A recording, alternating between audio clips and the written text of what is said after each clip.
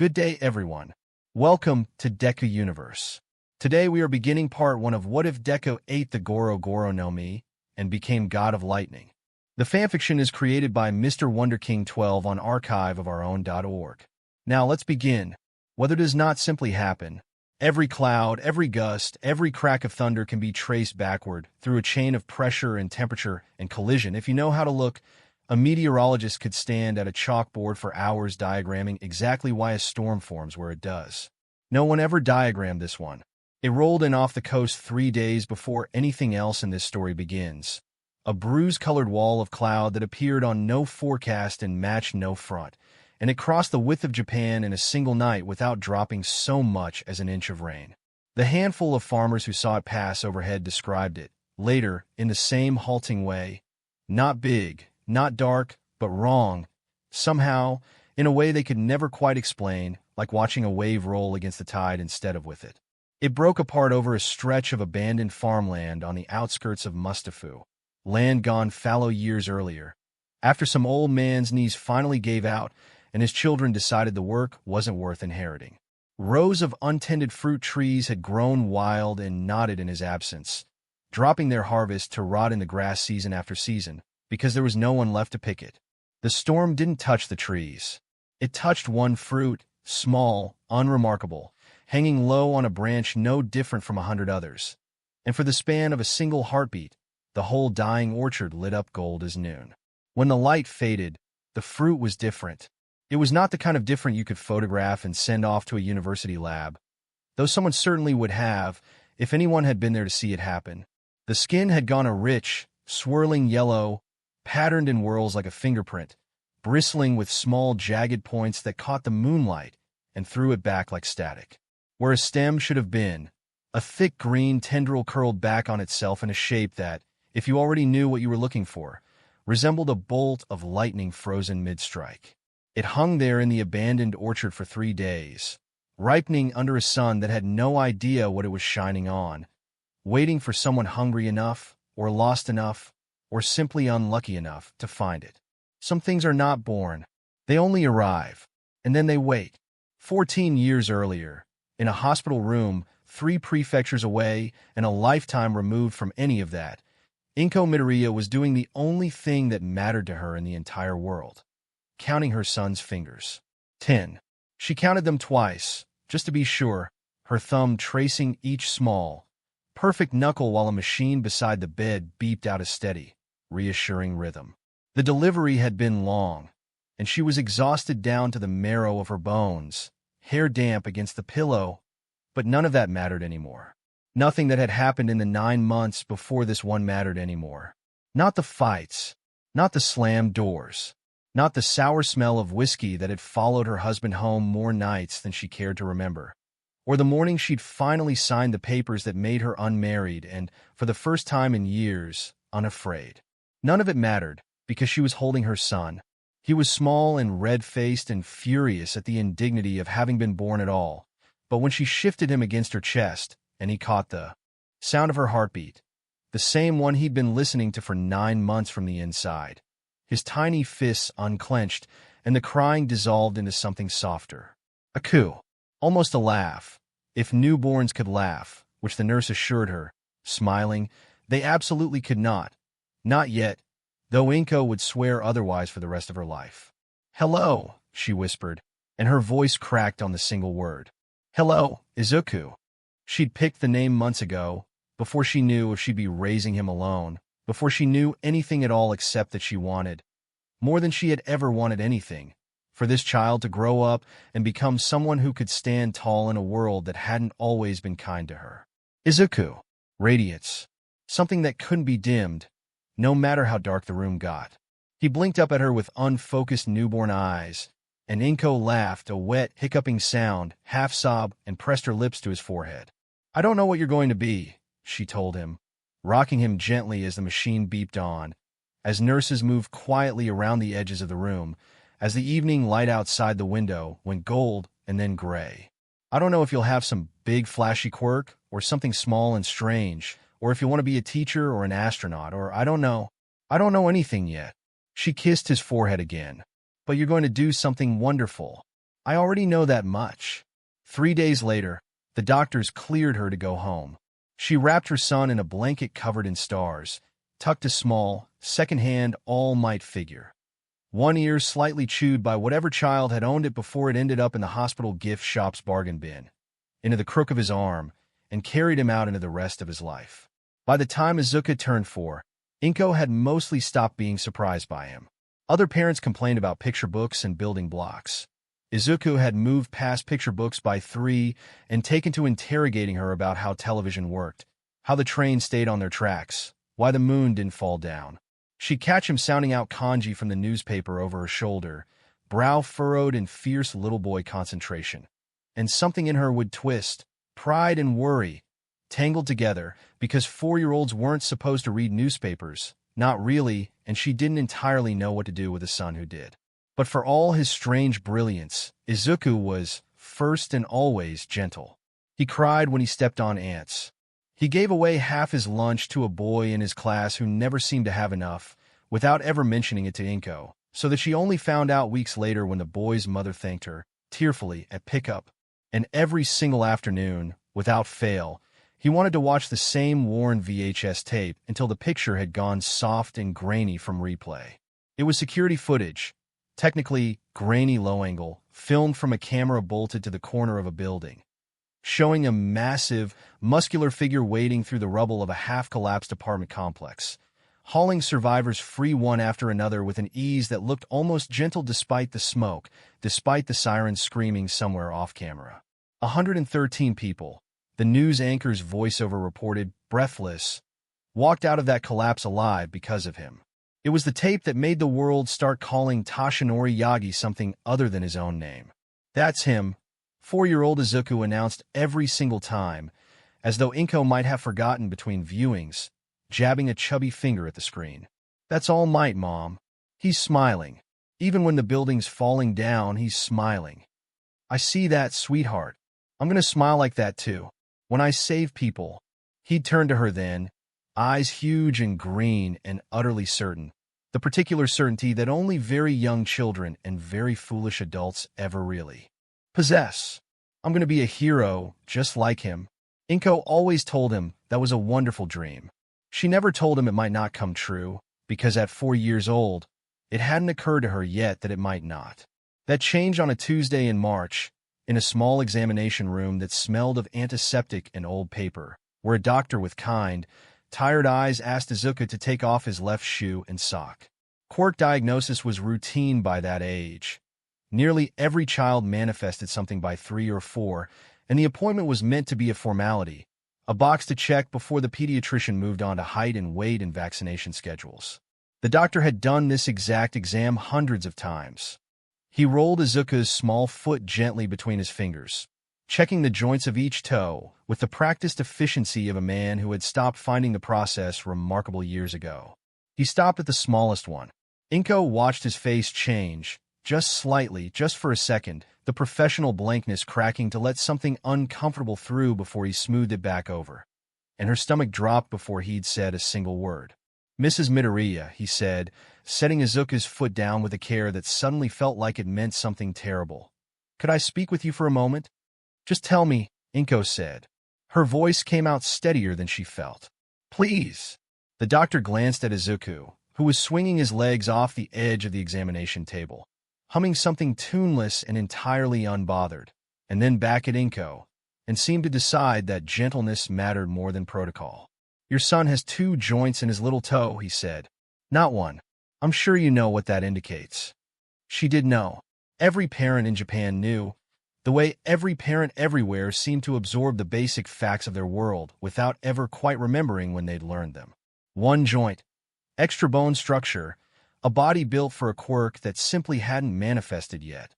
2 joints, the old, unaltered human anatomy, unchanged since the very first quirkless child had been born generations ago, meant something had been given to nearly everyone else on Earth, and had, for reasons no scientist had ever fully explained, passed him by.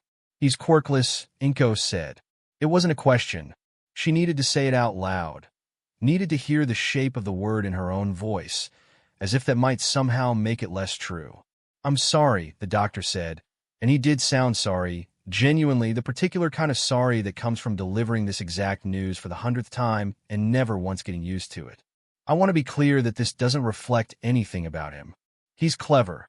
Remarkably clever, honestly, more verbal and observant at 4 than most of the 6-year-olds I see and hear. That won't have changed. But I'd be doing you a disservice if I didn't tell you plainly. The odds of a late quirk manifestation past age are effectively zero. I've never personally seen a documented case. I don't believe anyone has. Inko nodded, because there was nothing else her body knew how to do, and behind her, still swinging his legs, still humming, Izuku asked, bright, curious, uncomprehending, "Mom? What's wrong?" She turned around and smiled at him, and it was the hardest thing she had ever made her face do. "Nothing, baby," she said. "Let's get your shoe back on." She did not fall apart until they were home.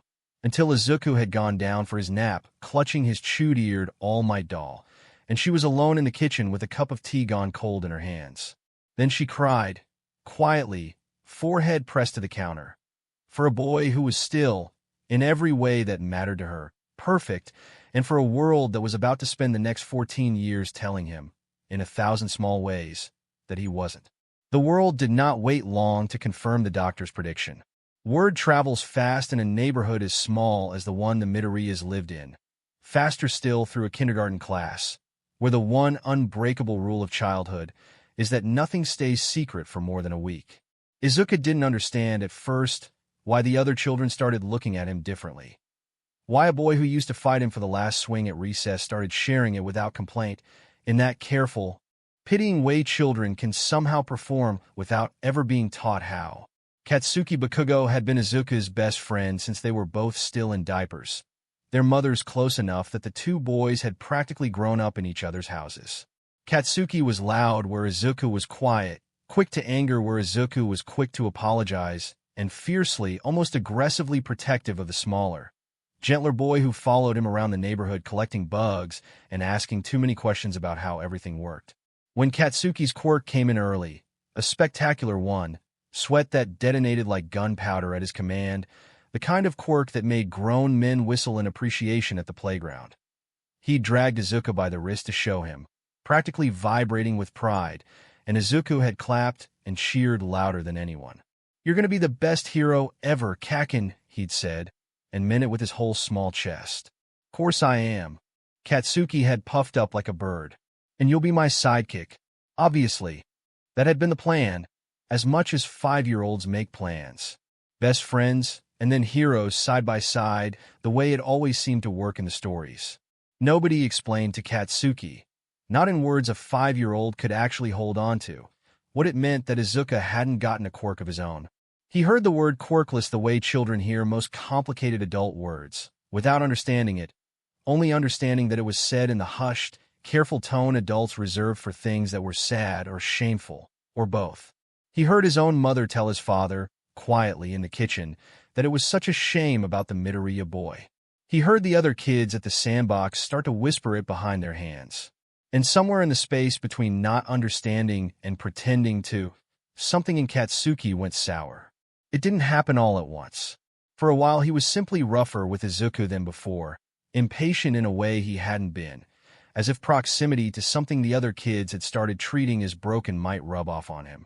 Then, one afternoon at the local park, when Izuku tripped over his own feet, chasing a badminton birdie and skinned both knees, Katsuki didn't offer a hand up the way he always had.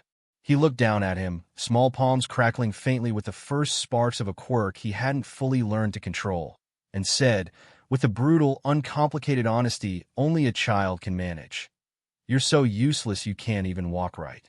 No wonder you don't got a quirk. Quirks are for people who deserve them." He didn't mean it the way it would come to mean something years later. He was 5, testing the weight of a cruel sentence to see how it felt in his own mouth. But Izuku, sitting in the dirt with blood beating on both knees, didn't know that. He only knew that his best friend had looked at him like he was something to be ashamed of, and walked away without helping him up. It was the first time. It would not be the last. That night, Izuku didn't ask to watch his tape. Inko noticed immediately. He'd requested it every single evening for months, an unbreakable ritual, and found him instead sitting very still on his bedroom floor and knees. pulled to his chest, staring at nothing in particular. When she crouched down to check the scrapes she'd already cleaned and bandaged twice that afternoon, he wouldn't quite meet her eyes. "Mom," he said in a very small voice. "Am I broken?" Something in her cracked clean in half. "What?" "No, sweetheart, no. Why would you?" Kakin said quirks are for people who deserve them.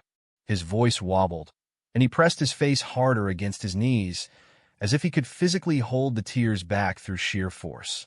"So if I don't got one, that means I don't deserve." He couldn't finish it. He didn't have to. Inko pulled him into her lap right there on the floor, ignoring the twinge in her back, and held him while he finally broke, sobbing in the whole body, hiccuping way small children cry when the world has just taught them something they were never supposed to have to learn this young. She rocked him and murmured nonsense into his hair and didn't try to make him stop, because some things need to be felt all the way through before they can be survived. When the sobbing finally slowed to shaky breaths, he reached over, without being asked, without a word, and pulled the VHS tape off his shelf, holding it out to her like an offering. Or maybe a question. She put it on. They watched it together in silence, tangled up on his small bed, the too familiar footage washing pale blue light across the room. All Might, hauling beams off trapped families. All Might, smiling through smoke and rubble like the disaster itself was beneath his notice. All Might, unbreakable, undoubted, adored by 113 strangers who would never once wonder if he'd earned the right to help them. "Mom," Izuku whispered, when the tape reached its end and the screen dissolved to static. His eyes were red and swollen, but he was looking at her now, directly, waiting. "Can I still be a hero? Even without a quirk? Even if I'm broken?" Inko had known this question was coming since the moment the doctor set her son's small foot back down on the examination table. She had turned it over every night since, searching for some version of an answer that could be both honest and kind, and hadn't found one. Not one a mother could say out loud to her 4-year-old son without lying to him. "You are not broken," she said first, fiercely, because that much she could say without a single doubt in her body. "Don't you ever think that. Do you hear me?" He nodded, small and uncertain. As for the rest of it, her voice caught. She pressed her lips to the crown of his head, breathing in the smell of his shampoo, buying herself one more second before she had to answer a question with no good answer. "I don't know, baby. I don't know if the world's going to let you. I'm so sorry. I'm so sorry that I can't just tell you yes." She was crying again by the time she finished the sentence, which made her feel like the worst mother alive, falling apart in front of her own devastated son instead of being strong for him. But Izuku, small and red-eyed and freshly wrecked by the worst afternoon of his short life, twisted around in her lap and hugged her instead, patting her back with one clumsy hand the way she always patted his. "It's okay, Mom," he said. "Don't be sad," which somehow made her cry harder, because of course he would say that. Of course, even now, even here, his first instinct was to take care of someone else's pain before his own. She held her son until he fell asleep in her arms, and carried him to bed, and stood in his doorway a long time afterward, watching him breathe, making herself a promise she intended to keep for the rest of her life. That whatever the world decided to do to him, he would never once doubt that he was loved exactly as he was. The years did what years do. They passed. Izuku turned 5, then 6, then 10, marking each birthday with a cake his mother made a little too big for just the two of them, as though sheer volume of frosting could make up for the party invitations that thinned out year after year. He kept a notebook habit that started, almost by accident, around age 6, a plain composition book he'd begged his mother to buy him after seeing a hero interviewed on the morning news, in which he began cataloging everything he could learn about quirks. Their names, their limitations, the small tells and mechanics no one else seemed to notice or care about. By 10, he'd filled 4 of them. By 14, 13, each labeled and dated and organized with a rigor that would have shamed most university researchers, sitting in a neat row on his bedroom shelf like a private, devoted archive of a world he wasn't officially allowed to join. The bullying, once it started in earnest around elementary school, never really stopped. It changed shape as the years went on, physical shoves and stolen lunches in the early grades, giving way to something colder by middle school, exclusion. Dressed up as indifference, The specific cruelty of being talked about in the third person while standing directly in the room. Teachers who should have intervened mostly didn't. Some out of the same quiet discomfort that made adults everywhere avoid looking too closely at a quirkless child's future. A few, to Izuku's lasting private hurt, because they seemed to agree, on some level, with the kids doing the talking. Katsuki drifted further and further from the boy who'd once dragged Izuku by the wrist to show off a new quirk, until the distance between them calcified into something that looked, from the outside, almost like hatred. Though Izuku, who noticed everything, who filled notebooks with details other people missed, sometimes caught something else underneath it. Something he didn't have a word for yet, and wouldn't for years. Through all of it, he kept the dream, quietly. At first, once the world made clear how it felt about a quirkless boy announcing hero ambitions out loud. Then, as he grew older and grew tired of hiding less quietly, he helped elderly neighbors carry groceries up 4 flights of stairs. He memorized the emergency exit routes of every building he entered, a habit that struck strangers as odd and struck Izuku as simply sensible. If he couldn't save anyone with strength he didn't have, he could at least make sure he never wasted a second not knowing how.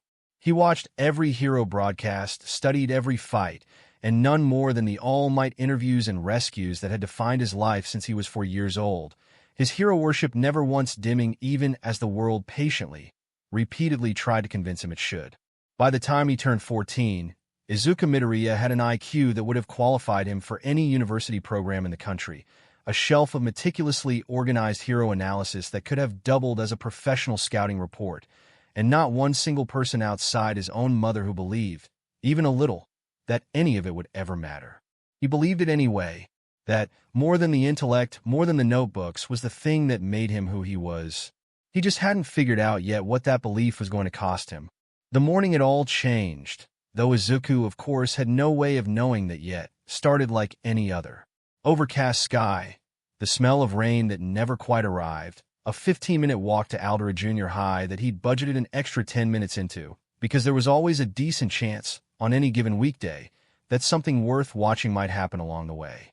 Today, something did. He heard it before he saw it.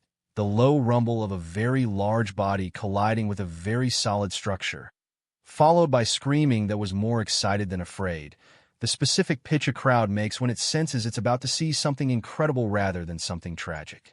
Izuku broke into a jog without quite deciding to, notebook already half out of his bag, and rounded the corner onto a scene that made him forget, for a second, to breathe.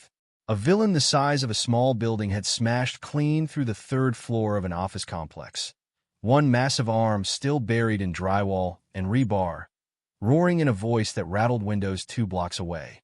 Bright tape and a line of the pro-hero Backdraft's officers held the crowd at a careful distance.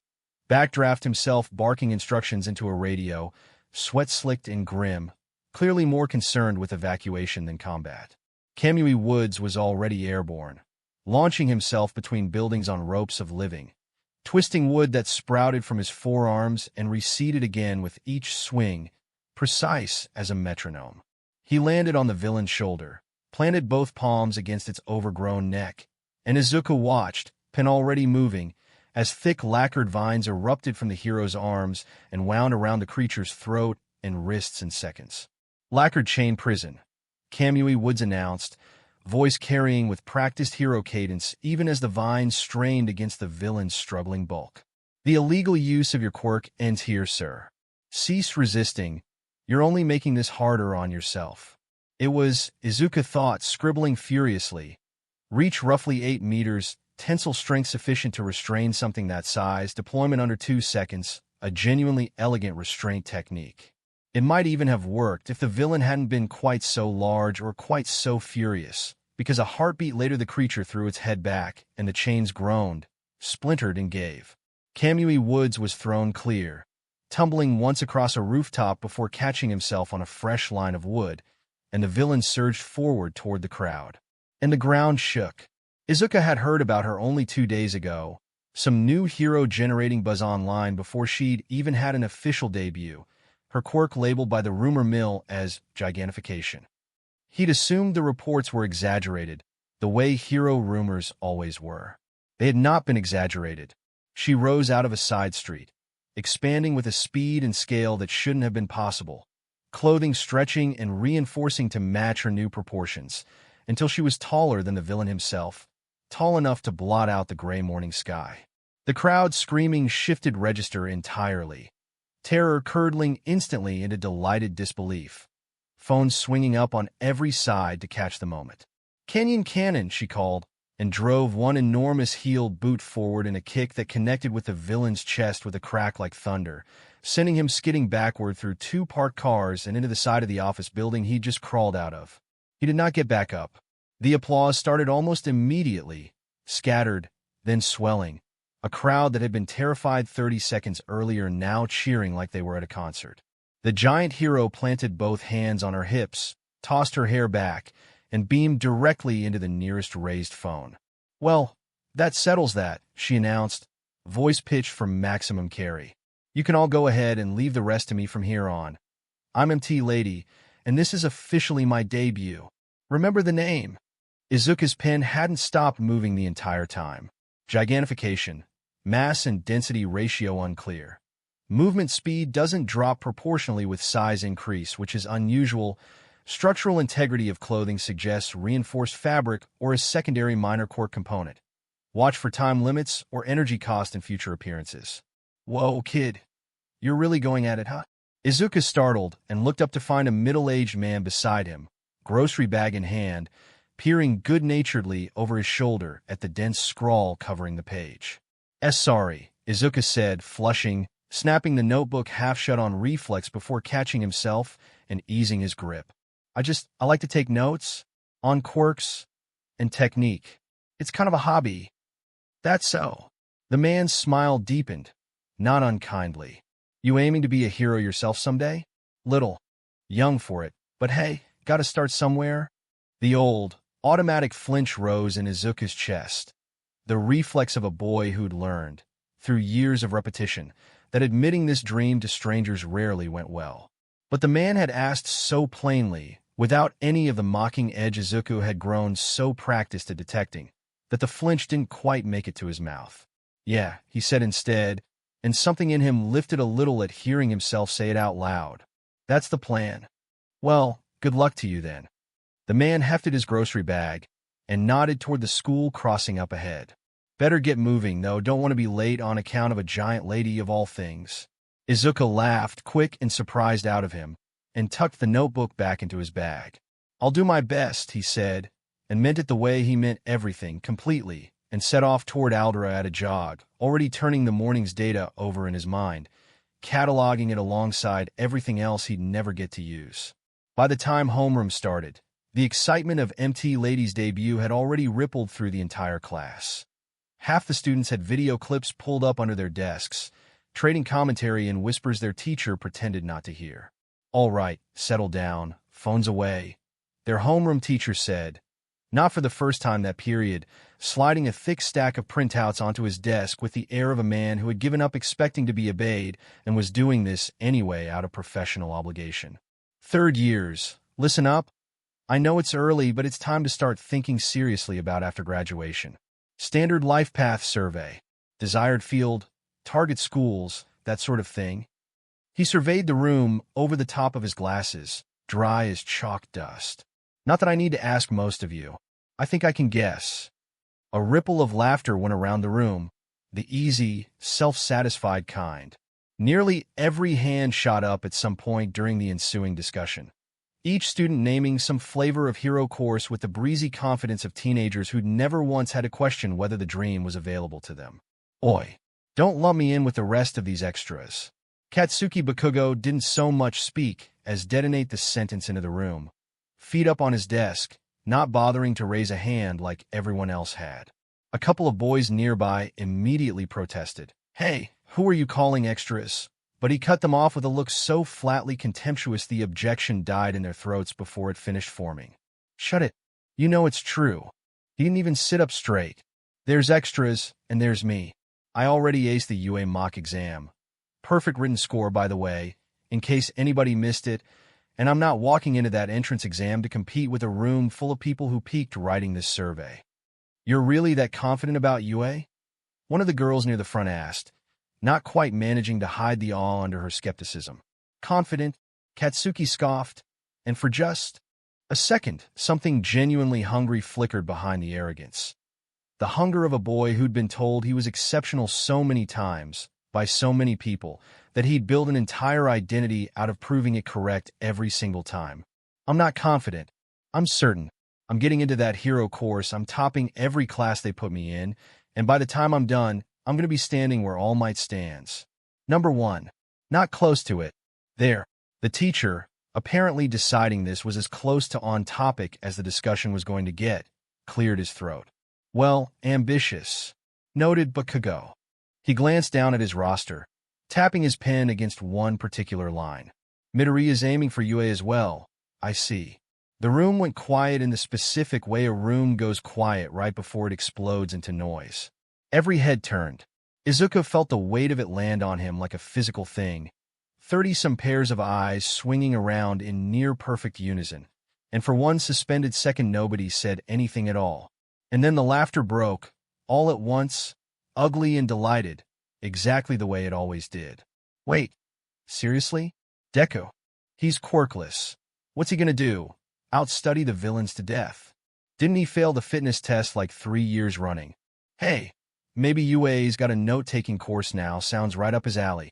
Izuku sat very still through all of it, the way he'd trained himself to spine straight, eyes forward, the stillness of someone who'd discovered, through long practice, that the laughter burned itself out faster if you gave it nothing new to feed on. I'm not, he said, once the worst of it had thinned into snickering, forcing his voice to stay level, trying to compete with anyone. I've wanted this since I was little, and I'm not going to know if I can do it unless I actually try. That's all. It was, by his own private standards, a fairly composed thing to say. He'd practiced versions of it in his head enough times. Katsuki's chair scraped back. He crossed the room in 4 strides, and before Izuku could fully process what was happening, a small, controlled crack of an explosion went off inches from his desk, close enough that the heat of it washed across his face, and the smell of ozone and gunpowder filled his nose. A few nearby students yelped and scrambled their chairs back. The teacher opened his mouth to object, and, judging by his expression, thought better of it. Try. Katsuki's eyes were narrowed, and underneath the mockery in his voice was something rawer, something that didn't sound entirely like it was about Izuku at all. You don't get to talk about trying like it's the same thing for you as it is for everybody else in this room. Every single person in here's got something. A tool. A weapon. Something that gives them a shot. You got nothing, Deku. 0. So don't sit there acting like this is some story about a hard-working underdog making good. There's no story where the guy with nothing beats the people who actually have something to work with. That's not inspiring. That's just stupid. The room had gone quiet again. A different kind of quiet. The exam's a joke for someone like you, Katsuki said, straightening up, already turning away, already dismissing the conversation as finished. Give it a rest before you embarrass yourself in front of the whole country. Snickering resumed around the room, quieter this time, almost embarrassed by its own cruelty, though not embarrassed enough to actually stop. Izuku looked down at the fresh scorch mark smoking gently on the corner of his desk and said nothing else for the rest of the period, though his mind, ever unable to fully switch off, was already cataloging something else entirely. The blast radius, the compression pattern of the sweat-based detonation, filed away under a section of his notebook labeled, simply, Bakugo, Katsuki, explosion, in handwriting that had gone very slightly unsteady. The final bell rang a little after 3, and Izuku lingered in the classroom longer than most, the way he often did. Not because he had anywhere else to be, but because the halls tended to empty out faster if he waited, and an empty hallway was easier to walk through than a crowded one. He scrolled through his phone while he packed his bag, and a news alert caught his eye. Villain sighting reported near the shopping district. Description matching an unidentified sludge type. Assailant last seen fleeing a burglary attempt 2 days prior. Slippery to contain, one officer was quoted saying, his quirk lets him squeeze through any gap you try to box him into. No injuries reported. Public urged to exercise caution. Izuku frowned at the screen, already reflexively pulling his notebook back out. Sludge type amorphous, evidently intelligent enough to plan and flee rather than attack on instinct, worth tracking if it resurfaces, when the classroom door slammed open hard enough to rattle its frame. He didn't need to look up to know who it was. He looked up anyway. Katsuki stood in the doorway with two of his usual shadows flanking him, the explosive residue on his palms still faintly smoking from a fresh discharge, and something in his expression made the muscles in Izuku's stomach clench before a single word had been said. "You know," Katsuki said, strolling in with the loose, dangerous ease of someone who already knew exactly how this was going to go, "I've been thinking about what you said earlier. I'm not going to know if I can do it unless I try." He said it back in a mocking sing-song, then let his voice drop flat and hard. "That's real cute. But here's the thing, Deku, I already know. Everybody in this school already knows. You're the only one who hasn't figured it out yet, and it's getting embarrassing to watch." "Kakin, don't call me that." The words cracked like a whip.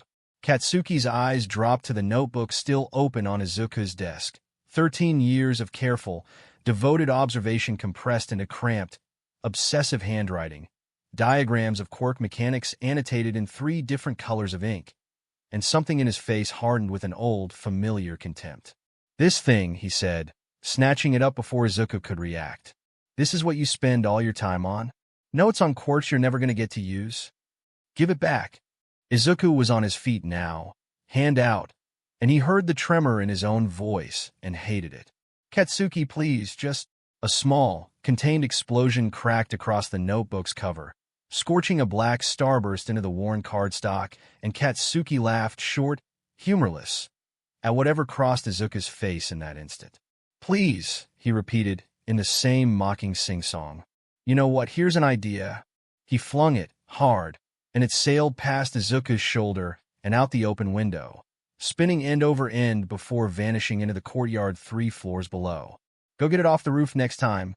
Save everyone the trouble, and just jump after it." The 2 boys flanking him laughed, a little uncertainly, the laughter of people who weren't entirely sure the joke was funny but knew better than to be the one who didn't laugh at it. Izuku didn't say anything. He'd learned a long time ago that saying anything back only ever gave Katsuki more to work with.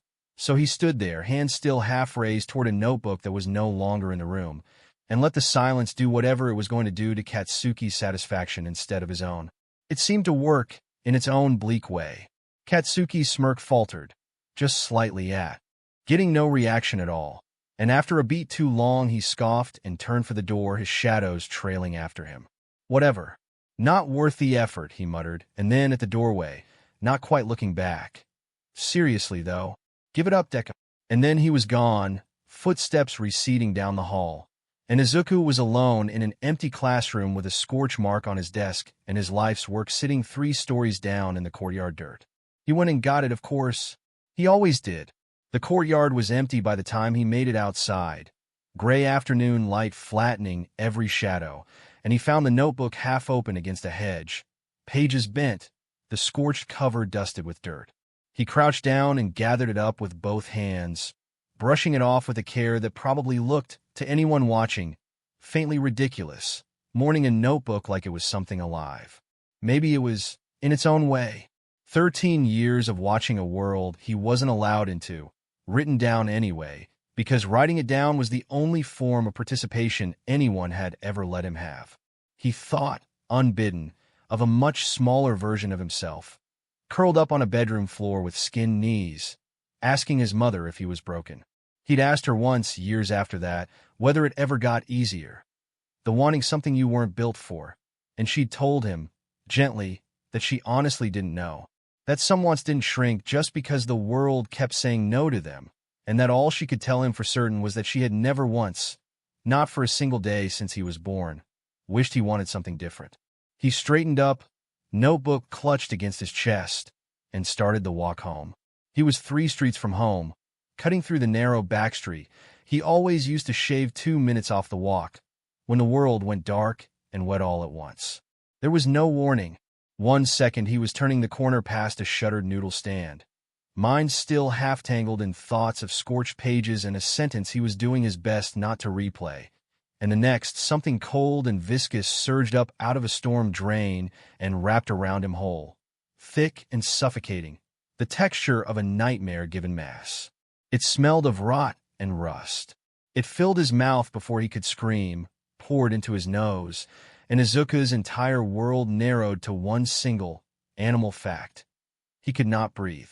He clawed at the mass with both hands and found no purchase. His fingers sank straight through it, meeting no more resistance than water, and it simply reformed around them, tightening. Somewhere distant, muffled through the sludge crushing in around his skull, a low, wet, delighted voice was saying something about a new body, about how nice it would feel to walk around in someone young again, and Izuku's vision was already sparking black at the edges, lungs screaming, hands scrabbling uselessly at a substance with nothing solid left to grab. And then the world exploded. He didn't hear it so much as feel it, a concussive wall of pressure that hit the villain's mass like a physical fist, and the grip around Izuku's chest tore loose all at once. He hit the pavement hard on his side, choking, retching sludge and air in equal measure, vision swimming. And above him, impossibly, gloriously above him, stood a silhouette he had spent his entire life memorizing from grainy VHS footage, now rendered in blinding, three-dimensional color against the gray afternoon sky. Texas Smash!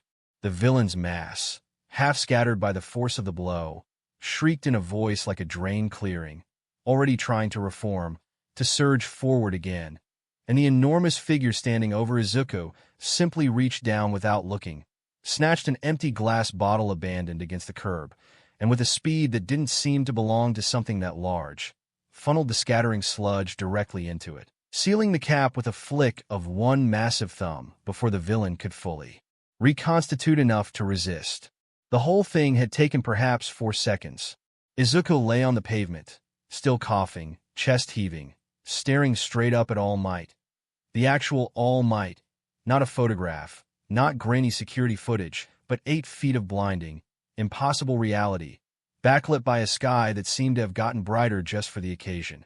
And the last thing he registered clearly before the world tunneled into static was the hero crouching toward him, voice booming with warm, genuine concern even through the ringing in his ears. "Hey there, young man. Can you hear me? Not if you." Izuku's eyes rolled back, and the world went dark. He came back slowly, the way you surface from very deep water. First sound, muffled and distant, then the ache in his throat, then gradually light. He was sitting propped against a low concrete wall on some rooftop he didn't recognize, breeze cutting cool and clean across his face, and it took several full seconds of blinking before his brain caught up to the fact that the enormous figure crouched in front of him, watching him with an expression of genuine relief, was not a hallucination brought on by near suffocation. All Might crouched. Sitting properly didn't seem structurally possible for someone his size. Directly in front of him, close enough to touch, blonde hair catching the wind, that same impossible smile Izuku had watched 1,000 times on a worn VHS tape now aimed entirely, directly at him. "There he is," All Might said, warmth booming out of him like sunlight. "Had me a bit worried there, young man. That fellow's quirk isn't lethal on its own, but a few more seconds without air, and it might have been a different story. How are you feeling?" Izuku opened his mouth. Several things tried to come out at once. A question about the villain, a cough, an apology for fainting, an entire lifetime's backlog of hero-related enthusiasm, all fighting for the same narrow exit. And what actually emerged was, "You're All Might." It was possibly the least useful sentence available to him in that moment. All Might laughed anyway, delighted, a sound like a foghorn. "Last I checked. And you are?" "Izuku." His voice cracked. "Izuku Midoriya. Sorry, I know that's... I've watched your debut footage probably 1,000 times. I have 4 different notebooks just on your fighting style alone. I once calculated the average wind pressure of a Detroit smash based on debris scatter patterns from 6 different incident reports, and I was only off by about 11%, which I know isn't great, but the footage quality was really..." He stopped himself, mortified, heat crawling up his neck. "Sorry. I do that. I ramble when I'm..." He gestured vaguely at himself, at the rooftop, at the entire surreal fact of the last 5 minutes. "This. Whatever this is..." All Might's grin only widened. "Don't apologize for that. Not to me. Do you know how rare it is to meet someone who's actually done the math? He reached into whatever impossible storage space existed in a costume that tight and produced, with a flourish, a marker. Go on, then. I assume you'll want this. He held out a hand for the notebook, and Izuku, fumbling it open, went to hand it over before the realization hit him half a second too late. Oh, wait, you already. He flipped back several pages, and there it was, faded slightly but unmistakable. A signature scrawled across the top corner of a page from 3 years ago, from a meet and greet he'd queued 4 hours for on a school holiday, and had, in the chaos of the last 10 minutes, genuinely forgotten he already possessed. You already signed this. Sorry. I already have one. Sorry, I keep saying sorry, I'm a little overwhelmed, I think. Ha. Well, can't say I've ever had someone apologize for already having my autograph before. All Might tucked the marker away, settling back, or as close to settling back as his frame allowed. And something in his expression shifted, gentler now, more curious. You gave that villain quite the scare, charging around like you did. Foolish, but brave. What were you even doing out that way? And there it was, the door Izuku had been waiting his entire life to walk through, standing wide open in front of him, held by the one person on Earth whose answer might actually matter. He pressed his hands flat against his knees to keep them from shaking, and asked the question. Can someone without a quirk, he started, and had to stop because his voice had gone thin and uncertain in a way he hated. He tried again, forcing steadiness into it, the way he'd practiced 1,000 times in his bedroom mirror and never quite managed for real. Could someone like that still become a hero? Like you? For a moment, All Might's expression didn't change at all. The same warm, easy smile, the same relaxed set of his shoulders. And Izuku let himself hope, just slightly, that the answer might actually be the one he'd spent his entire life waiting to hear. Of course, All Might boomed, throwing one arm wide in a gesture that seemed to take in the whole gray sky above them. Anyone can be a hero, young man, so long as they've got the drive for it. Train hard, believe in yourself. Never give up. That's the real secret behind every great hero you've ever admired. Myself included. It was Izuku recognized immediately the answer. The one All Might gave in every interview, every school assembly broadcast, every poster in every classroom in the country. Warm, inspiring, completely, carefully empty. He'd heard it 100 times before, from 100 lesser mouths, and it had never once actually answered the question he was asking. I know that's what you're supposed to say, Izuku said quietly, and watched something flicker behind All Might's eyes at the word supposed. I've read every interview. I've watched every speech. I know the message by heart. But I'm not asking if hard work matters. I know hard work matters. I've been working hard my entire life, and it hasn't changed anything yet. He swallowed. His hands were shaking now, and he let them. I looked it up. There isn't a single licensed pro hero on record, anywhere in Japan, who's quirkless. Not one. In 80 years. I'm not asking because I don't understand the odds, All Might. I'm asking because I need to know if you think there's a reason for that, or if I'm just the first person who hasn't given up yet. Silence settled over the rooftop, the wind picking up, tugging at All Might's cape. Then a sound like a punctured tire came from somewhere deep in his chest, and the air around him seemed to bend. Izuku scrambled backward on instinct, nearly toppling off the low wall he'd been braced against, as an enormous cloud of steam billowed up from All Might's frame. And the silhouette inside it, the broad shoulders, the towering height, the smile that had anchored Izuku's entire childhood, folded in on itself like a building coming down in slow motion. The steam cleared. What stood there instead was barely recognizable as the same man. Gaunt, hollow-cheeked, so thin the hero costume hung off his frame like a tarp thrown over a scarecrow. Blonde hair gone flat and lank, eyes sunken into deep violet shadows. A thin trickle of blood ran from the corner of his mouth, and he wiped it away with the back of one skeletal hand, almost absently, the way someone wipes away a familiar inconvenience. Sorry about that, the figure said, and even his voice was different, thinner, rougher, none of the theatrical boom left in it at all. Bit of a rude way to answer your question, I know. But I think you deserve the honest version instead of the poster version. And the honest version doesn't come with quite so much stage presence. Izuku stared, mouth open, several seconds passing before words came back to him at all. Your All Might what? Still me. Believe it or not. A dry, humorless laugh, followed immediately by a wince, one hand pressing briefly against his own ribs. This is what's actually under the costume, kid. The muscle, the height, all of it. That's not a quirk mutation, not really. That's the most I can push my body into being for a limited window of time before it collapses back down to this. Used to be I could hold it most of the day. These days I get about 3 hours if I'm careful. Less if I'm not. He lowered himself onto the low wall across from Izuku with visible effort, the movement of a much older, much more damaged man than the smiling icon on every billboard in the city. 5 years ago, he continued, and reached for the edge of his shredded costume, pulling it aside just enough to reveal a mottled, sunken ruin of scar tissue spreading across the left side of his torso, a wound so severe it looked less like an injury and more like something had simply been removed and never grown back. Villain fight. Didn't make the news, not the real details. The agencies made sure of that, for obvious reasons.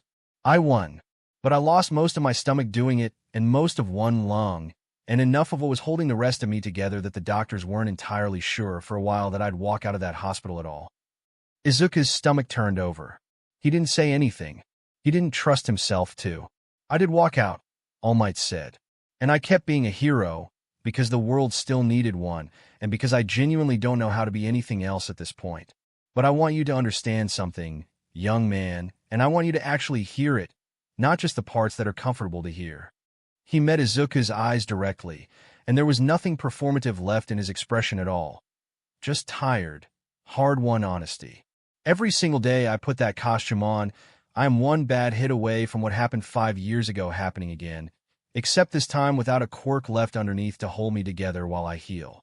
And I have abilities most people can only dream of. Strength that can level a city block. A body built, in every meaningful sense, to survive things that would kill an ordinary person outright. He paused, and something in his face, for just a moment, looked almost apologetic. You asked if I think there's a reason no quirkless person has ever become a licensed hero, he said. I do. It's not that they're not brave enough, or smart enough, or determined enough. From everything you've said tonight, I don't doubt for 1 second that you've got all 3 of those in spades. It's that heroism, at its core, isn't really about bravery. It's about what your body can survive while you're being brave. A villain doesn't pause to ask whether you deserve to walk away from the hit they're about to land. A quirk isn't just a tool for winning a fight. Half the time, it's the only reason the hero involved is still breathing afterward. Without one, you're not choosing a harder path to the same destination.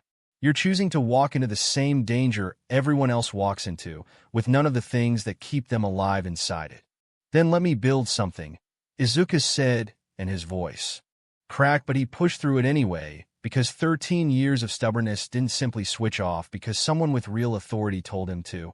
Support gear, exoskeletons, I've already got ideas. I know you could. All Might's voice was gentle now, which somehow hurt worse than if he'd simply shouted him down. And I mean that. Support class heroes save lives every single day, and a mind like yours could genuinely change what that field is capable of. I'm not saying there's no place for you in this world, young Midoriya.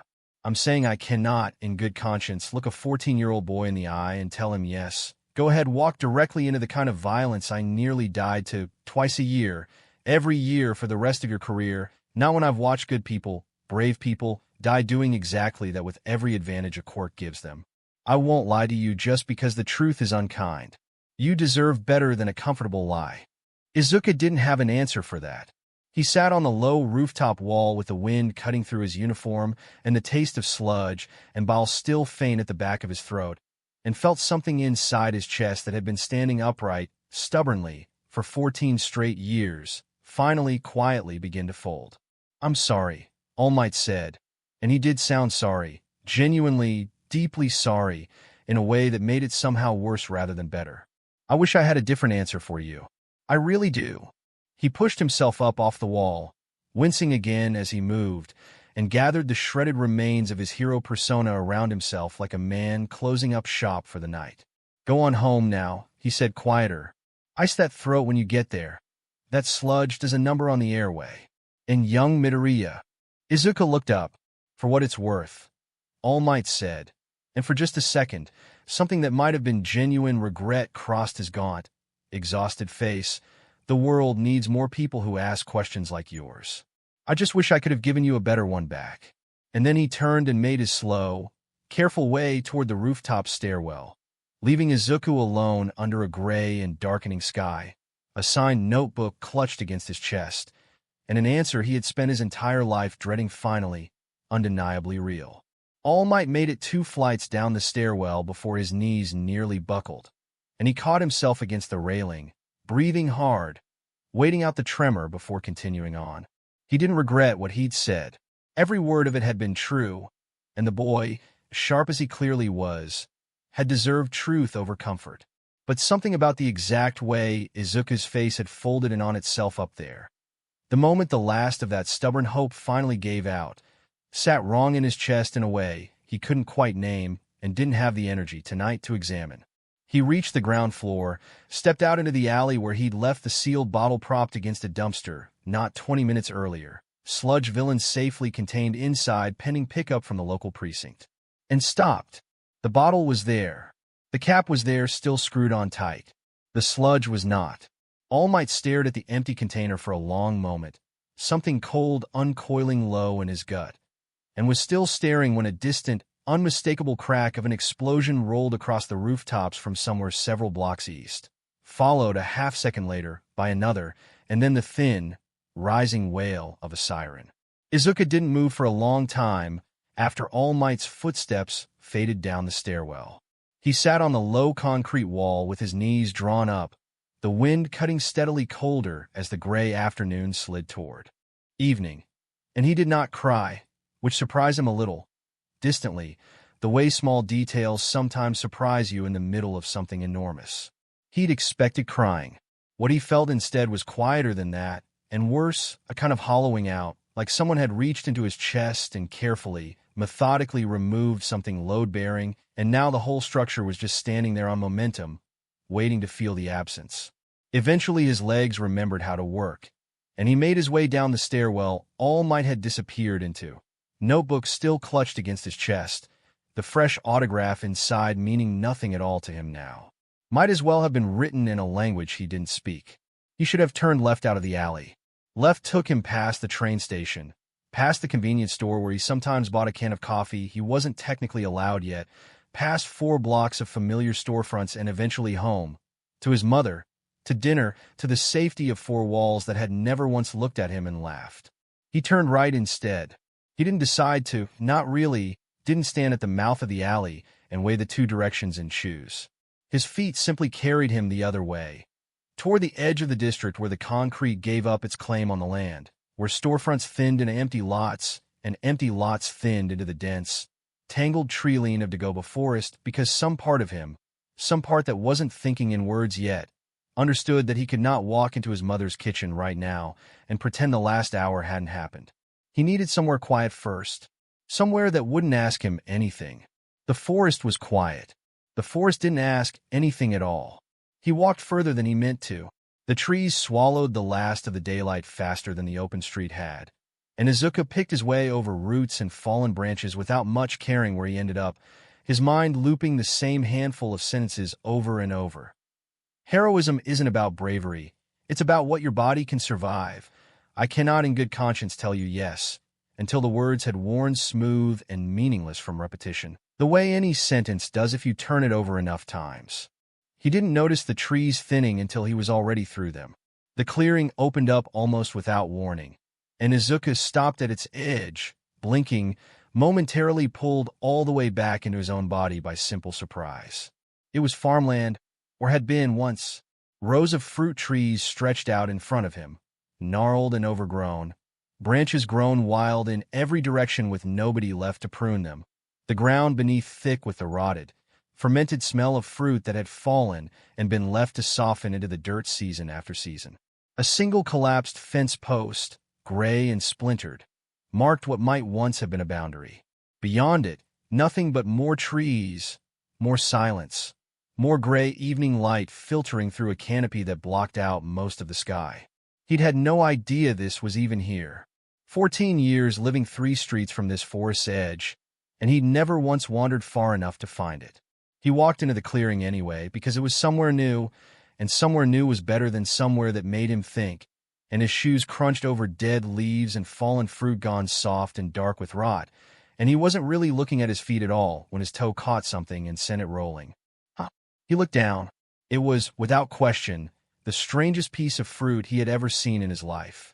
And Izuku, who had spent a genuinely embarrassing number of afternoons researching unusual produce for reasons that had made sense to him at the time, had seen quite a lot of fruit. It was pear-shaped, heavy in his palm when he crouched and picked it up out of simple, distracted curiosity, its skin a deep golden yellow patterned in swirling ridges that caught what little light made it through the branches. Small jagged points studded the surface at odd, irregular intervals, sharp enough that he turned it over carefully so as not to catch his palm on one.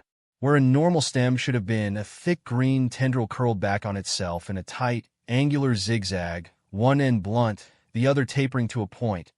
The whole shape of it, if you squinted, oddly reminiscent of a bolt of lightning frozen mid-strike. He should have found that stranger than he did. In any other state of mind, he would have flipped straight to a blank page in his notebook and started a new entry, cross-referenced it against every botanical anomaly he could think of, spent the whole walk home turning theories over in his head the way he did with everything. Tonight he just looked at it for a long moment, turning it slowly, and thought, with the flat, distant logic of someone who had simply run out of anything else to feel. I'm hungry. He hadn't eaten since lunch.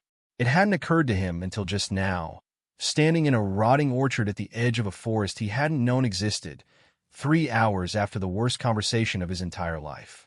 His stomach chose that exact moment to remind him, a low, insistent growl, and Izuku looked down at the strange golden fruit in his hand and thought, with something that wasn't quite recklessness and wasn't quite despair but sat somewhere close to both.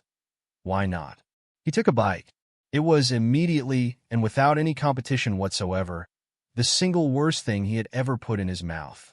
Not merely bitter, violently bitter, a taste that seemed to physically recoil against the inside of his cheeks, tangled up with a sourness so sharp his eyes watered on reflex. Underneath which sat something worse still, a rotten, spoiled undertone like fruit left too long in a bag, like biting into something that had died. He gagged, one hand flying up over his mouth, and for one deeply undignified second seriously considered spitting the whole mouthful back onto the ground. He swallowed it instead, mostly out of sheer stubbornness. He had started this, and some petty, wounded part of him that had absorbed one too many indignities in the last 3 hours refused to let a piece of fruit be the thing that finally broke him. Ugh! He wiped at his watering eyes with the back of his wrist, grimacing so hard his whole face ached. That is genuinely disgusting. I don't think I've ever had a fruit that bad before. Not even close. He stood there a moment longer, catching his breath, waiting for his stomach to stage some kind of protest. It didn't. If anything, a strange warmth had started spreading out from somewhere behind his sternum, faint and low, not unpleasant exactly, a kind of hum, almost like standing too close to an idling car engine, present in a way he could feel but couldn't quite locate. He pressed a hand flat against his own chest, frowning slightly, waiting to see if it would resolve into something he recognized. It didn't do that either. It simply sat there, quiet, humming. He should have paid more attention to it. Some clinical, analytical corner of his mind. The same corner that filled notebooks and calculated wind pressure from debris scatter. He even flickered awake enough to note the sensation as unusual, worth documenting, the automatic reflex of 13 years spent noticing things other people missed. But he was so tired. The particular exhaustion that comes less from the body than from the part of you that has been holding something up all day and has finally, quietly, set it down.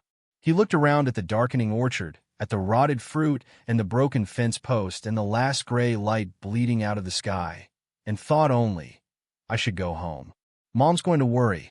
He turned and started walking back the way he'd come, already half forgetting the strange, humming warmth behind his ribs, already filing the whole encounter away under strange, but probably nothing. It was not nothing. It would, in fact, turn out to be the single most consequential 30 seconds of his entire life.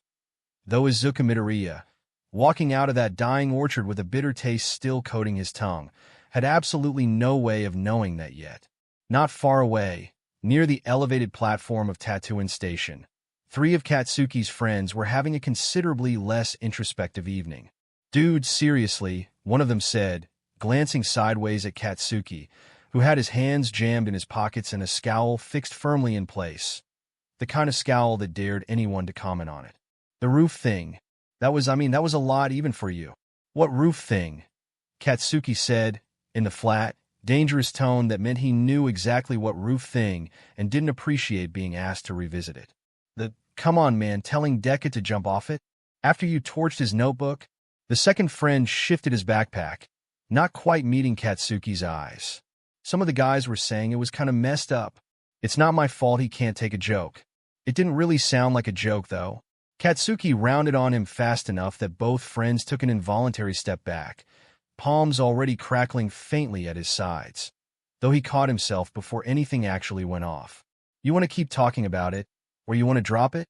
Nobody wanted to keep talking about it.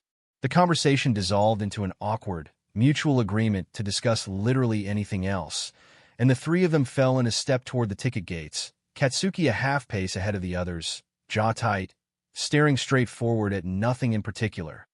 The posture of someone thinking very hard about something he had no intention of admitting he was thinking about at all. None of them noticed the storm-drained grate beside the platform stairs beginning, very slowly, to bulge upward. By the time Izuku emerged from the tree line at the forest's edge, dusk had fully settled over Mustafu, streetlights flickering on in uneven clusters, and the first thing he registered, before he'd even consciously decided to change direction, was the sound. Screaming again, but wrong this time, none of the excited electricity that had crackled through the crowd watching MT Lady that morning. This was the other kind, the kind that meant something was actually going badly. He followed it without thinking, the same reflex that had kept him glued to every hero broadcast since he was 4 years old, and rounded onto a street 2 blocks from the station to find a scene that stopped him dead. A thick, roiling mass of black sludge had climbed halfway up the side of a delivery truck, tendrils lashing out in every direction. And at its center, visible only in flashes, as the mass shifted and writhed, was a boy Izuku would have recognized anywhere, in any lighting, in any state. Katsuki's face was a mottled shade of purple-red, mouth working uselessly against a churning gag of black sludge, both arms pinned to his sides by coils of the stuff, and even from a distance Izuku could see his eyes. Wide, furious, and underneath the fury, for the first time Izuku could ever remember seeing on that face, something close to real fear. Death Arms was already there, along with 2 other heroes Izuku recognized from local news segments, and all 3 of them were doing everything they could, Death Arms hauling at the sludge with both massive arms, only for it to simply reform around his grip like water. The second hero, some kind of wind-based quirk, throwing gusts that scattered droplets of sludge without touching the mass wrapped around Katsuki at all. The third calling frantically into a radio for reinforcements, for all might, for anyone. "It keeps reforming," Death Arms shouted, wrenching his arms back, sludge clinging and stretching between his fingers like taffy before snapping back into the main body. "We can't get a solid grip on it, damn it, hold still." "He's turning blue," the wind hero shouted back. "We don't have time for this. We need." Izuku wasn't aware of deciding to move. 1 second he was standing frozen at the edge of the street, notebook clutched forgotten against his chest, and the next his bag was already swinging off his shoulder into his hand, and he was running. "Kid, get back!" Death Arms' voice cracked with alarm as Izuku sprinted past him, close enough that the pro hero made a grab for his collar and missed. "This isn't a spectator sport, get out of..." Izuku didn't hear the rest of it. He didn't hear much of anything, really, beyond the roaring in his own ears and the single, overriding thought that had steamrolled every other consideration the moment he recognized the boy trapped in that massive sludge. Kakin. Not the Kakin who'd burned his notebook 3 hours ago. Not the Kakin who'd told him to jump off a roof, or the one who'd spent 9 years perfecting 100 small ways to remind Izuku he was worthless. Some older, more stubborn version of him, buried under all of that. The boy who'd once dragged him by the wrist through a playground, vibrating with pride, promising he'd be a hero someday and Izuku would be right there next to him. He remembered every single word of that promise. Apparently, some part of him had never stopped believing it, even now, even after everything. He swung his bag in a wide arc and slammed it into the flank of the sludge mass with everything his 14-year-old body had, and it worked. Not because it hurt the thing, sludge didn't seem capable of being hurt in any conventional sense, but because it startled it, some primitive part of its cognition flinching from unexpected contact the way any creature might. And the grip around Katsuki's torso loosened by a fraction of an inch. It was enough. Izuku dove into the gap, got both hands on Katsuki's shoulder, and hauled. Katsuki's head broke free of the sludge with a wet, tearing sound, and he spat and coughed and gasped in one huge, ragged breath before his eyes focused enough to register exactly who was hauling on his arm. Deku. His voice came out cracked and furious even through the coughing. What the hell are you? Get off. Get off me. I don't need. Just hold still. I've almost got your other arm. I don't need your help. Katsuki wrenched against the grip, still holding his legs, more out of reflex than any real hope of escape. Why are you even here, you idiot? This thing will kill you. You don't have anything to fight it with. Because you were about to die. The words tore out of Izuku louder than he meant them to, raw and unplanned. And for just a second something in Katsuki's furious expression flickered, caught off guard. Because your eyes looked exactly like you were asking for help, even if you'd never actually say it, and I couldn't just stand there and watch, okay? I couldn't. Not you, not anybody. I don't care what you said to me today. I don't care what you've said to me for the last 9 years. That doesn't just turn off because the sludge mass, having apparently recovered from its startlement, surged. It happened too fast for thought. A thick black tendril whipping out of the main body, aimed squarely at Izuku's exposed side, and every instinct he had screamed at him to move, to dodge, to do something, except there was no time and nowhere to go. Katsuki still half-tangled against him, and all Izuku's body managed was the barest, most useless flinch imaginable. Eyes squeezed shut, both hands thrown up in front of his face, bracing for an impact that was going to hurt very, very badly. The impact never came. He felt it, some strange, distant registration of pressure that arrived and then simply passed through, like stepping into fog and out the other side. No resistance at all. And beneath his closed eyelids, for just a fraction of a second, the darkness went bright white-blue, crackling, accompanied by a sound like a struck power line and a smell like the air after a lightning strike. The sludge villain shrieked. It was not a sound with words in it this time. Pure animal shock and pain, a wet, warbling scream that sent tremors through its entire body. And where the tendril had struck Izuku, thick threads of visible electricity were arcing and crawling across the creature's mass, jumping from one section to another, seizing whatever passed for its nervous system in violent, uncontrolled spasms. The tendril that had struck Izuku snapped backward as though burned, retracting into the main body so fast it nearly tore itself apart in the process. Izuku opened his eyes. He was still standing. Katsuki was staring at him. Everyone was staring at him. Death Arms and the Wind Hero and the Radio Hero all frozen mid-motion. And Izuku had no idea why, no idea what had just happened, no memory of anything except squeezing his eyes shut and bracing for an impact that apparently hadn't landed. "What?" he said, breathless, utterly bewildered. "Just move."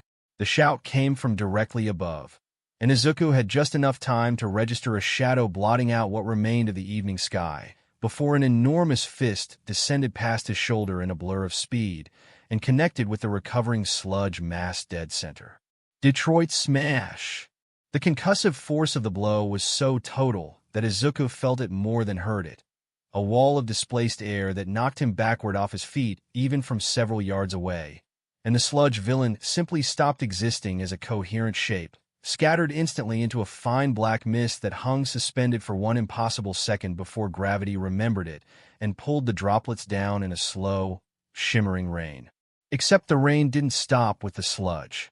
Somewhere in the violence of that single punch, All Might's fist had displaced enough air, enough pressure, enough sheer atmospheric force that the evening's low, heavy clouds finally gave up whatever they'd been holding back all day, and a real rain began to fall in earnest, cold and sudden, hissing against the pavement, washing the last black droplets of villain out of the air entirely.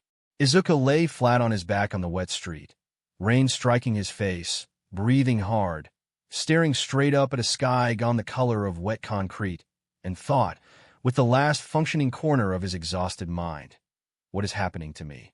The next several minutes passed in a blur of raised voices, most of them aimed at Izuku. Do you have any idea how reckless that was? Death arms had him by the shoulder now, hauling him upright, rainwater streaming down both their faces, his expression somewhere between fury and genuine alarm. A civilian, charging a live villain with a backpack? You could have been killed. What in the world were you thinking? Izuku started, and found he genuinely didn't have a good answer, not one that would make sense to anyone who hadn't spent the last 3 hours the way he had. I wasn't really thinking. I just saw him and that's exactly the problem. The wind hero crouched down, checking Izuku's pupils with a small penlight, professional concern warring with obvious irritation. Bravery without a quirk to back it up isn't bravery, kid, it's a liability. You're lucky the thing didn't just crush you outright. He glanced sideways, toward where Katsuki was being checked over by the third hero a few feet away, still coughing rainwater and sludge residue out of his lungs. Now him, on the other hand, kept his head, tried to fight back the whole time, even while he was being strangled. That's the kind of composure we like to see. Izuku, soaked through and shaking slightly from adrenaline crash, said nothing. There didn't seem to be a version of this conversation where explaining himself would help. It was another 20 minutes before the scene finally cleared, statements taken, a cleanup crew dispatched to collect what remained of the scattered villain. Death arms escorting Izuku a few reluctant steps toward the curb with strict instructions to go straight home and ice anywhere that hurt. Izuku was gathering his soaked bag off the pavement, still turning the last hour over in his head, still no closer to any explanation for the flash of blue-white light he'd felt pass clean through his own body, when a voice behind him made him go still. Oi! He turned. Katsuki stood a few feet away, rain plastering his hair flat, arms crossed, jaw set in an expression Izuku couldn't quite read. Not the usual contempt, not exactly, but something harder and more complicated sitting underneath it. I didn't ask you to save me, Katsuki said. Flat. Deliberate. I know. I didn't need you to save me. I know that too. Izuku's voice came out quieter than he meant it to, worn thin by everything the day had already taken out of him. I wasn't doing it because I thought you needed me, Kakin. I was doing it because I couldn't stand there and do nothing while it looked like you were dying. That's the whole reason. There isn't a second one. Something flickered across Katsuki's face, too fast to name, gone before Izuku could be sure he'd seen it at all. And for a moment neither of them said anything, rain hissing on the pavement between them, the wreck of the evening settling slowly around their shoulders. Don't do it again, Katsuki said finally, and there was something almost rough in his voice, buried under all the usual venom. You don't got anything to fight with. Next time you're just going to get yourself actually killed, and I'm not gonna— He stopped himself hard, jaw tightening, and whatever the end of that sentence had been going to be, he apparently decided against finishing it. Just don't. Got it. Got it, Izuku said, though he wasn't entirely sure what he'd just agreed to. Katsuki held his eyes a second longer, some unreadable calculation working behind them, and then turned on his heel and stalked off into the rain without another word, leaving Izuku standing alone on the wet curb with a soaked bag, a signed notebook, and a body that had done something tonight he still could not explain. Katsuki didn't sleep well that night. He told himself it was the adrenaline. Anyone would have trouble sleeping after nearly getting strangled by a shapeless pile of garbage with delusions of relocating into his body. But lying in the dark of his own bedroom, staring at the ceiling, the thing that actually kept looping through his head wasn't the villain at all. It was the sound of Deku's voice, cracking, furious, entirely unlike the quiet, absorb-every-hit version of him Katsuki had spent 9 years perfecting the art of tormenting. I couldn't just stand there and watch. He didn't understand it. That was the part that gnawed at him worst of all. Not gratitude. He refused to call it that, not even close, but a kind of baffled, unwilling curiosity he didn't have a category for. Katsuki had spent years building an entire worldview on a simple, load-bearing premise. that strength was the only thing that actually mattered, that people without it didn't get to have opinions about who deserved saving and who didn't, that a quirkless kid throwing himself at a monster with nothing but a school bag was, by every rule Katsuki had ever operated on, an act of pure, embarrassing stupidity. It didn't fit that Deku had done it anyway. It fit even less that some small, buried part of Katsuki, the part he would sooner detonate his own hand than admit existed, had felt something close to relief when those green eyes had opened, alive, right in front of his face. He rolled over, punched his pillow into a different shape with more force than strictly necessary, and told himself, very firmly, that none of it meant anything. He mostly believed it. Mostly. A few streets away, still catching his breath from the sprint that had gotten him to the scene in time, All Might watched the last of the police cleanup from a rooftop vantage point, unseen, cape heavy with rainwater. He'd looked for the boy afterward, Izuku, the notebook, the question that still sat uncomfortably in his chest even now. But by the time he'd worked his way down through the gathered crowd and emergency vehicles, there'd been no green-haired teenager left to find. Slipped away home, probably exactly as instructed. All Might allowed himself a small, tired huff of something between a laugh and a sigh, watching the rain finally begin to taper off over the rooftops of Mustafu. Ran straight into a live villain with nothing but a school bag and sheer stubbornness, he thought, shaking his head slowly. Didn't hesitate for a single second, either, not even after everything I told him not 2 hours before. He thought of the wound on his own ribs, still aching faintly under the transformed muscle, and the words he'd said on that rooftop, every one of them true, every one of them the only honest thing he could have offered. He didn't regret them, but some small, quiet part of him, the part that had spent 5 years searching, increasingly desperately, for someone worthy of what he carried, filed the memory away anyway, unable to quite let it go. Hope our paths cross again, young man, he thought, turning back toward the darkening city, toward whatever the rest of his shortened evening still held. Whether you ever forgive me for tonight or not. Izuku walked the rest of the way home in a fog. The rain had softened to a drizzle by the time he reached the edge of his own neighborhood, streetlights haloed and blurry through the mist, and his mind kept circling back to the same handful of seconds over and over, unable to land anywhere solid. The sludge tendril, swinging toward him, the strange, pressureless pass-through sensation, the flash of blue-white light behind his closed eyes, the villain's shriek. He had no framework for any of it. 13 notebooks worth of quirk theory, and not one entry in any of them accounted for a quirkless boy suddenly not being quirkless anymore. 3 hours after a doctor's diagnosis he'd carried since he was 4 years old had been personally reconfirmed, in devastating detail, by his own idol. It doesn't make sense, he thought, turning the corner onto his own street without really looking, still lost several layers deep in his own head. Quirks don't manifest late. Every doctor, every study, A horn blared, deafeningly close. Izuku's head snapped up just in time to register headlights. Far too close, a car braking hard enough to shriek against the wet pavement. The driver's face white with panic through the windshield, and every rational part of his brain simply shut off at once, replaced by pure animal reflex. Both hands flew up in front of him on instinct, some desperate, useless attempt to shield himself from an impact he had no way to actually stop. Lightning tore out of his palms. It happened too fast to see properly. A single blinding fork of blue-white light that leapt the last few feet between his hands and the car's front end, and the engine detonated with a bang loud enough to set off 3 separate car alarms up and down the block, hood buckling upward in a spray of sparks and smoke, the vehicle jerking to a dead stop a full 3 meters short of where Izuku stood, frozen, arms still outstretched, ears ringing. For a long moment, neither Izuku nor the driver moved at all. Then the driver's door flew open, and a middle-aged man half fell out of the vehicle, staring in open horror at his smoking engine, then at Izuku, then back at the engine again, apparently unable to decide which fact was more alarming. What did you, my car? What did you do to my... Izuku didn't answer. Izuku, in fact, could not have answered, because Izuku was staring at his own hands with an expression of such total, uncomprehending shock that it briefly overrode every other instinct he possessed, including the very reasonable instinct to apologize to a man whose car he had apparently just set on fire with his bare hands. Thin threads of electricity were still crackling faintly across his palms, fading even as he watched, harmless little sparks jumping between his fingers like static off a wool blanket.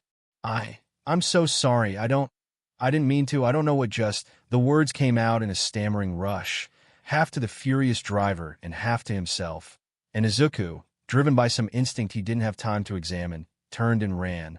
He didn't stop running until he'd put 4 blocks between himself and the scene, chest heaving, rain-soaked hair plastered to his forehead, and ducked through a gap in a chain-link fence into an abandoned construction lot he vaguely remembered from childhood exploring. Half-built framework rusting quietly under tarps, stacks of forgotten rebar, a single dim security light buzzing over the site entrance. He stopped in the middle of it, doubled over, hands braced on his knees, and made himself breathe. Then, slowly, he straightened up and looked at his own hands again, really looked this time, turning them over in the dim orange light. "Okay," he said out loud, to absolutely no one, his voice shaking. "Okay, let's think about this logically. Point 1. I am 14 years old. Point 2.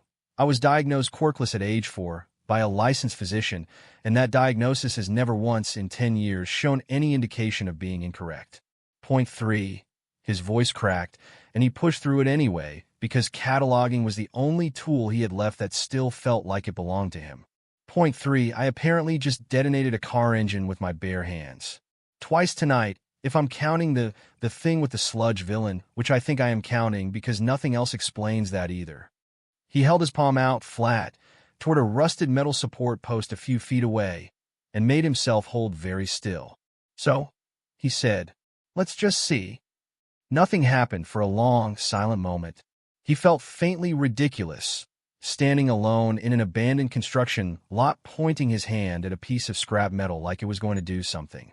Then he thought deliberately about the headlights, about the sludge tendrils swinging toward his face, about the raw, animal need to push back that had torn out of him both times, and he tried to summon that same feeling now, on purpose, aiming it down through his arm and out through his palm the way you'd flex a muscle you'd only just discovered you had. A crackling arc of electricity, thinner and more controlled than either of the accidental bursts before it, leapt from his palm and struck the support post dead center. It didn't explode this time, just sparked, hissed, left a small scorched black mark on the rusted metal. But it was unmistakably, undeniably real, and Izuku stood there staring at his own smoking palm with his mouth hanging open for a solid 5 seconds before the sound finally tore out of him. "I have a quirk." His voice cracked halfway through the sentence, and he didn't care, laughing now, half hysterical, spinning to look at his own hands from every angle like they might explain themselves if he just found the right vantage point. "I have a quirk. I have a quirk." He caught himself a second later, glancing around the empty lot as if the outburst might have summoned an audience, and pressed both hands over his own mouth, breathless laughter still leaking out between his fingers. The next hour was, without exaggeration, the busiest of his entire life. He found he could call the sparse at will now that he knew, roughly, what he was reaching for, small controlled bursts at first, then with more confidence, thin arcing bolts that scorched black lines across the rebar stacks.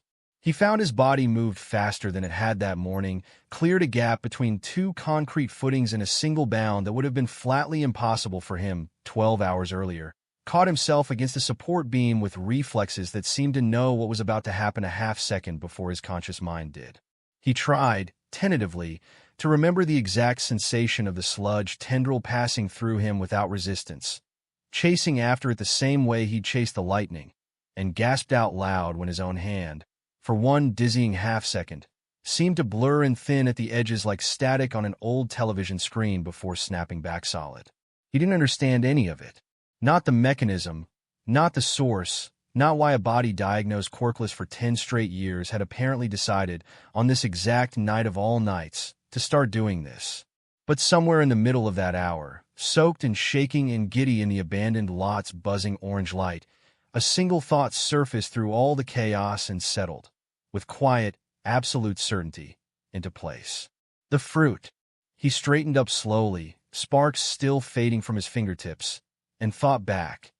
The bitter, rotten taste, the strange golden skin, the warmth that had spread behind his ribs afterward, the warmth he'd dismissed as nothing at all. That's not a quirk, he said slowly out loud, working it through the way he worked through everything, one careful piece at a time. It can't be. Quirks don't manifest at 14, not ever, not once in recorded medical history. But a power. He looked down at his own hands again, turning them over, watching the last thread of electricity die out between his fingers. That fruit did something to me. I don't know what it was, I don't know how, but it wasn't nothing. It felt like nothing, and it wasn't nothing. He sat down hard on a stack of rebar, the adrenaline of the last hour finally starting to bleed out of him all at once, leaving him shaky and hollow, and, underneath all of it, for the first time since a rooftop conversation 3 hours ago had taken his entire future away from him, something that felt almost like hope. Okay, he said again, quieter this time, mostly to himself. Okay, so maybe it's not a quirk. Maybe nobody else on Earth has ever had this. And maybe I don't understand a single thing about how it works yet. He looked up, out through the gap in the fence, toward the lights of his own neighborhood glowing soft through the last of the drizzle. But it's real. And if it's real, then maybe. He didn't finish the sentence out loud. He didn't need to. It had been sitting there, fully formed, since the moment the second bolt of lightning left his hand. Maybe I really could be a hero after all. It was nearly 9 o'clock by the time Izuku let himself into the apartment, soaked to the skin, notebook damp against his chest, and he'd barely gotten the door shut behind him before his mother came around the corner from the kitchen at a near run. Izuku! Oh, thank goodness. Where have you been? I called your phone 6 times. I was about to call the police. I was about to call every hospital in. Inko's words tumbled over each other, relief and fury tangled together in equal measure, and she had both hands on his shoulders, checking him over with the frantic thoroughness of a mother who had spent the last 3 hours imagining every possible worst case. You're soaked through. You're freezing. What happened? Why didn't you answer your mom? Izuku caught both her hands in his, and something in his voice, quieter, steadier than she expected, made her stop mid-sentence. I'm okay. I promise. I'm okay. My phone died, I think. I'm sorry. I should have found a way to call you. I'm really sorry. Inko searched his face for a long moment, the frantic energy slowly draining out of her shoulders as she took in the fact that he was, in fact, standing in front of her, breathing, apparently unharmed beneath the soaked uniform, and the exhaustion written plainly across every line of his face. What happened? She said again, gentler now, pulling him into a hug despite the wet clothes, not caring in the slightest that it soaked straight through her own sweater. Something happened. I can see it. Tell me.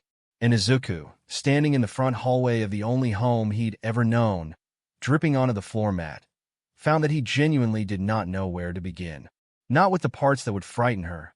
The sludge villain, the near suffocation, the car, the fight to save Katsuki, and not, yet with the part that felt too enormous, too impossible, too fragile to say out loud before he'd even had a chance to understand it himself.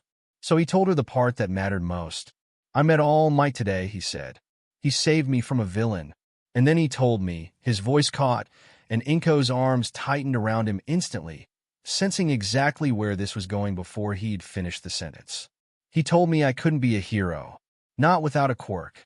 He was nice about it, Mom, he really was, but he said it clearly and he meant it, and I think some part of me finally actually believed it for the first time. All these years, I never really let myself believe it. Today I did. Inko didn't say anything for a moment, just held him tighter, her chin resting on top of his damp hair the way it had 100 times before, since he was 4 years old, and asking her the exact same devastating question from a different angle. I'm so sorry, baby, she whispered. It's okay. He pulled back just enough to look up at her, and something in his expression made her breath catch. Not devastation, not anymore, but something stranger, something bright and cautious and entirely new. Mom, something else happened too. Something I don't understand yet. I need some time to figure it out before I can explain it properly, because I don't even really believe it myself. But I promise I'll tell you everything as soon as I know what it actually means. Inko studied his face for a long moment, and whatever she saw there, the exhaustion, yes, and the grief still sitting fresh underneath it, but also something else, something she hadn't seen in her son's eyes in longer than she wanted to admit, made her decide, against every instinct that told her to press for the whole story right now, to let it wait. "Okay," she said softly. "Whenever you're ready. But go get out of those wet clothes first. You'll catch your death. I'll heat up dinner." He managed a small, tired smile, the first real one she'd seen from him since he'd walked through the door, and headed for the bathroom, and Inko stood alone in the hallway a moment longer, watching him go, wondering what exactly had happened to her son in the last few hours, and hoping, whatever it was, that it was something that might finally be kind to him. Later that night, showered and dry and sitting cross-legged on his bed with a bowl of reheated curry rice balanced on one knee, Izuku pulled a fresh notebook from his shelf, a new one, blank, its cover free of scorch marks, and opened it to the very first page. He sat there a long moment, pen hovering, trying to figure out how to even begin cataloging something that didn't fit into any category he'd ever built before. Eventually, he just started writing. Entry 1, he wrote and underlined it twice out of old habit. Approximately 6 hours ago, I ate a strange fruit found in an abandoned orchard at the edge of Dagoba Forest. I do not know what the fruit was. I do not know why it did what it did. What I do know is this. Since eating it, I have demonstrated the ability to generate and discharge electrical current or lightning from my body at will, to render at least part of my body intangible to physical contact under stress, and, based on limited testing, some degree of enhanced physical reflex and strength beyond my prior baseline.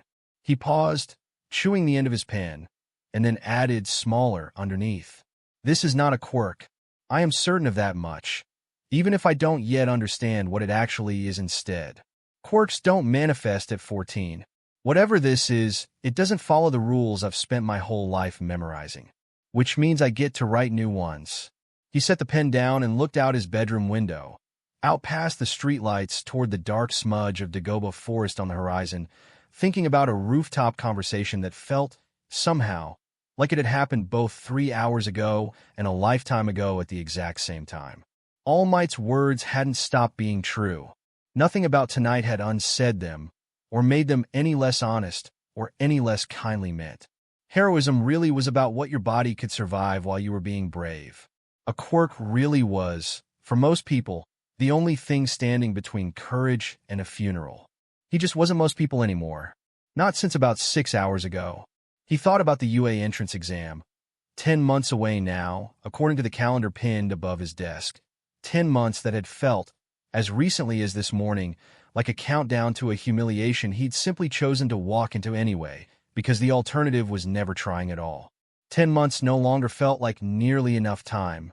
He had a body that could apparently throw lightning and shrug off a hit that should have crushed him, and he understood almost nothing about how any of it actually worked, no idea how much of it he could control, how much of it might have limits, how much of it might get him or someone else badly hurt if he walked into that exam without a plan. 10 months. He was going to need every single day of it. He flipped to a fresh page and started making a list. Physical conditioning first, because whatever this power was, it seemed to run through and alongside his own body rather than replacing it, and a stronger body would only help. Somewhere to train that wouldn't draw attention. Somewhere he could push himself without an audience of classmates ready to turn any struggle into ammunition. Controlled tests of the lightning, voltage, range, precision, conducted somewhere safe. Somewhere he wouldn't accidentally total another stranger's car. A log of every new thing he discovered, because if there was one skill 14 years of hero worship had actually given him, it was the ability to study something obsessively until he understood it better than the people who'd built it. He worked until well past midnight, filling 4 pages with diagrams and questions and half-formed theories, until his mother knocked softly on the door to remind him it was a school night, and he really did need to sleep eventually. He put the pen down. He turned off the light. But he lay awake a long time after that, staring up at his dark ceiling, one hand held up above his face, watching faint threads of blue-white light crackle silently between his fingers in the dark. Not out of any real purpose now, just because he could, just because 6 hours ago that would have been impossible, and now it wasn't. And some 14-year-old part of him that had absorbed 9 years of being told he was nothing simply needed, for a little while longer, to sit with the proof that it wasn't true anymore. Somewhere out past the city, past the last streetlights, An abandoned orchard stood silent and empty under a clearing sky, one tree lighter by a single strange golden fruit than it had been that morning. It had done what it came to do. Whatever happened from here belonged to Izuku Midoriya now. The morning after everything changed, Izuku woke before his alarm went off, swung his legs out of bed with the same easy confidence that had carried him through the entire impossible night before, and promptly discovered that lightning, however extraordinary, did absolutely nothing for a 14-year-old body that had spent the previous evening sprinting, fighting, and nearly drowning in a storm drain. Every muscle he owned informed him of this fact simultaneously and without mercy. He made it as far as the edge of his bed before he had to stop, breathing through his teeth, one hand braced against the wall while his legs reconsidered whether standing was really something they wanted to be involved in today. His shoulders ached from swinging his bag hard enough to stagger a sludge monster. His calves burned from 4 blocks of full sprint. Somewhere in his chest, a dull, unfamiliar soreness sat behind his ribs, exactly where the strange fruit's warmth had first bloomed the night before, as if his own body were still getting used to the idea that something new lived there now. He looked at himself in the mirror on the back of his closet door, the same skinny, unremarkable 14-year-old he'd been looking at every morning for years, freckles and green hair, and the same tired eyes, and found it almost funny, in a bleak sort of way, that nothing about his reflection had changed at all. Whatever he'd become last night, it hadn't rewritten his face. It hadn't given him All Might's shoulders or Katsuki's raw physical confidence. It had just quietly rewired something underneath the same ordinary body he'd always had, and left him to figure out, from absolute zero, what to actually do with it. 10 months, he thought, catching his own eyes in the mirror. 10 months to turn I can shoot lightning out of my hand sometimes, apparently, into something I can actually walk into an entrance exam with. He got dressed anyway, wincing through it, and went to find his mother in the kitchen, because a plan, even a plan built on almost nothing, wasn't worth anything if he didn't start executing it today.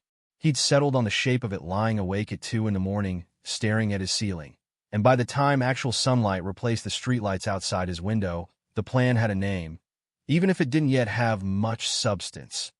Get strong enough, fast enough, controlled enough, that whatever this power turned out to be, it wouldn't get him killed the first time he actually needed it for something that mattered.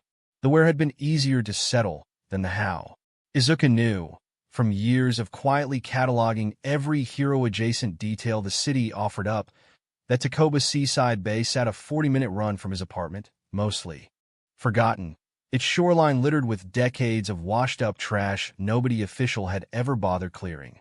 It was public land, open at all hours, ignored by almost everyone, which made it, as far as Izuku was concerned, close to perfect. Nobody would ask why a scrawny kid was out there at dawn hauling waterlogged tires up a beach. Nobody would be around, most mornings, to see what happened if his control slipped and a stray arc of electricity went somewhere it wasn't supposed to. And the trash itself, useless as it looked, was its own kind of training. Every tire dragged out of the surf, every rusted bicycle frame hauled up the embankment, every half-buried appliance dug free of years of sand, was resistance work his body hadn't done in 14 years of being told, implicitly and explicitly, that physical effort wasn't really his department. He filled the first page of a battered new notebook, a training log, separate from the theory notebook, because even now, even mid-collapse of his entire worldview, some organizational instinct in him refused to mix the two, with a schedule so aggressive it would have made most licensed trainers wince. 5:30 a.m. Run to Takoba Bay. 40-minute builds cardio base. 6:15 to 7:30 a.m. Beach cleanup as resistance training, lifting, dragging, carrying. 7:30 to 7:45 a.m. Power discharge testing, controlled, low intensity. After school, bodyweight conditioning, forms practice, evening power testing. Weekends, extended sessions, distance testing, combat theory research. It looked on paper like a schedule designed by someone who had never met a 14-year-old body before. Izuku followed it anyway, starting that very morning, because the alternative, walking into an entrance exam in 10 months with nothing but a party trick he'd discovered by accident, wasn't a version of the future he was willing to accept. The first 2 weeks were, without exaggeration, miserable. He threw up on day 4, halfway through hauling a waterlogged mattress up the embankment, his body simply refusing to continue on the fuel and conditioning he'd been asking of it. He fell asleep at his desk during afternoon classes twice in the same week, earning a sharp reprimand from a teacher who clearly assumed laziness rather than a boy quietly rebuilding himself from the studs up. His hands blistered, then calloused. His legs stopped burning by week 3, which felt like victory, right up until his shoulders started instead. The power was worse in its own way because at least his body followed rules he understood. Eat, sleep, push, recover, repeat, the same equation every athlete in history had solved before him. The lightning followed no rules he could find written down anywhere because nobody had ever written any down. He was reverse engineering something that had, as far as he could tell, never once been documented by another living soul. Control came slowly and expensively.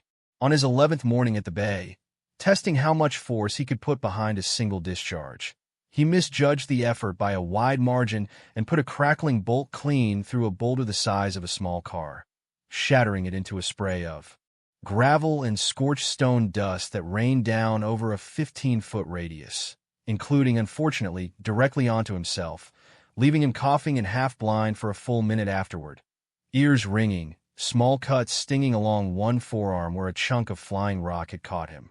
"Okay," he wheezed, sitting down hard in the wet sand, blinking grit out of his eyes. "Okay, noted. That's a lot more than I meant to use." He wrote it down anyway, once his vision cleared enough to see the page. Discharge intensity does not appear to scale linearly with intent. Small increase in effort produced disproportionate output. Recommend starting from minimum threshold and building up incrementally rather than estimating from feel. Then underneath, smaller. Also recommend not doing this less than 10 feet from own face. It became, over the following weeks, something close to a ritual. Wake, run, haul trash until his arms shook, test a fraction more control than the day before, fail in some new and informative way. Write it down, go to school exhausted, come home and do it again.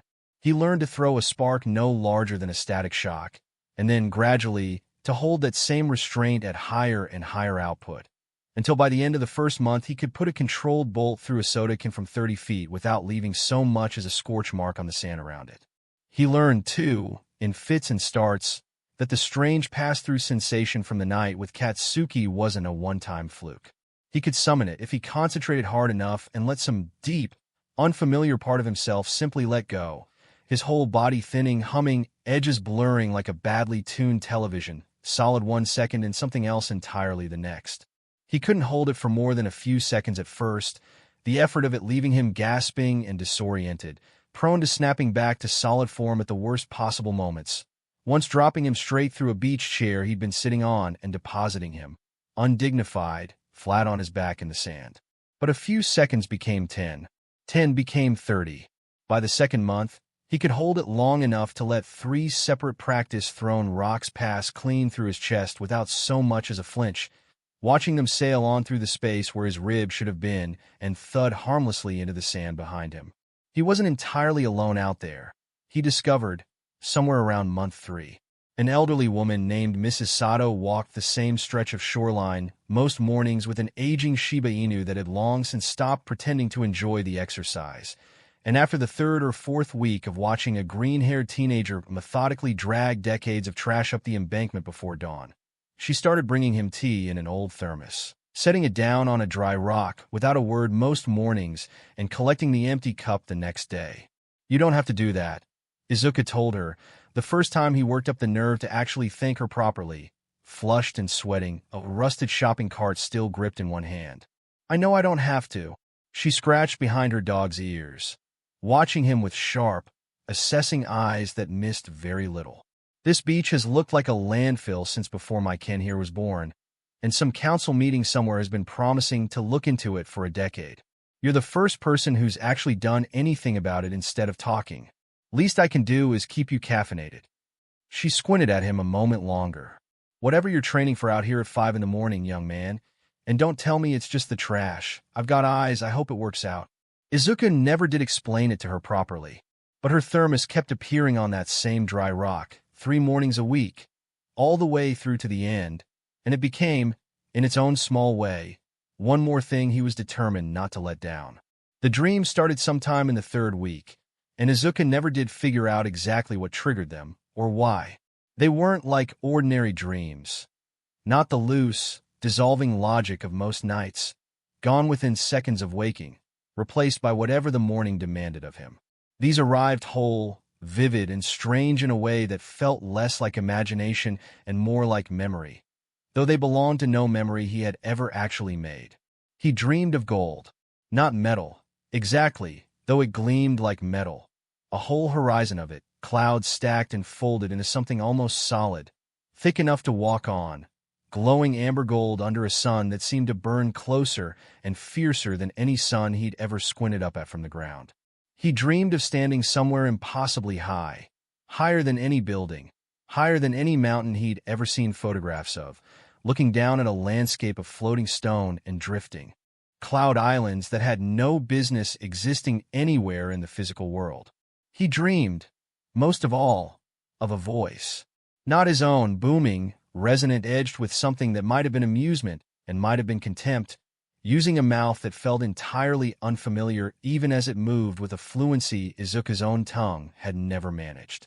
The voice laughed, sometimes, a sound like distant thunder rolling across an empty sky, and beneath the laughter, hands that didn't feel like his hands raised skyward, and enormous, impossible amounts of lightning gathered and answered the gesture like something eager to obey. He woke from that first dream gasping, tangled in his sheets, heart hammering, with two words lodged in his skull so completely that he sat bolt upright and reached for his notebook before he'd even fully processed being awake. Thor, he wrote, unsteady, the letters slanting across the page. He had no idea what language it was, if it was a language at all, no idea why those particular syllables had arrived in his head instead of any others, no idea why some part of him understood, with total wordless certainty, exactly what they were supposed to do, a technique, whole and complete, gathering storm clouds and calling down a column of judgment from the sky itself. He sat there in the dark for a long time afterward, notebook open on his knees, staring at two words he had never spoken and never learned, and felt, underneath the confusion, something closer to recognition than it had any right to be. He didn't tell his mother about the dreams. He wasn't sure yet how he'd even begin to explain them to himself. By the fourth month, the changes had stopped being subtle. The scrawny, soft-shouldered boy who'd thrown up on day 4 was, gradually, and without any single dramatic turning point he could point to, becoming someone else. Not unrecognizable, never that still unmistakably Izuku underneath it, freckles and green hair, and the same two earnest eyes, but leaner now, the softness burned away by months of hauling and running and drilling, new definitions showing along his arms and shoulders that hadn't been there before. He caught his own reflection some mornings and had to look twice before he recognized himself, and each time some small, stubborn part of him, the part that had spent 9 years being told his body was a joke, an embarrassment, evidence against him, felt something loosen, just slightly, in his chest. His combat education, such as it was, came together in stranger pieces than his power did.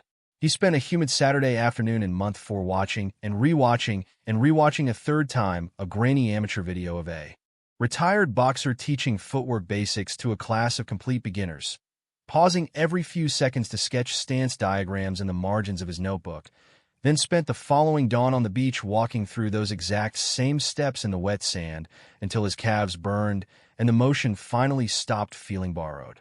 He found an old judo manual at a second-hand bookstore, water-stained and missing its back cover, and taught himself falls and throws by trial and a truly staggering number of bruises, executing them slowly and deliberately against a lump of driftwood he'd wedged upright in the sand to stand in for an opponent, until slow and deliberate gradually became something closer to fast and instinctive. It was clumsy, cobbled together, entirely without the polish a real dojo would have given him.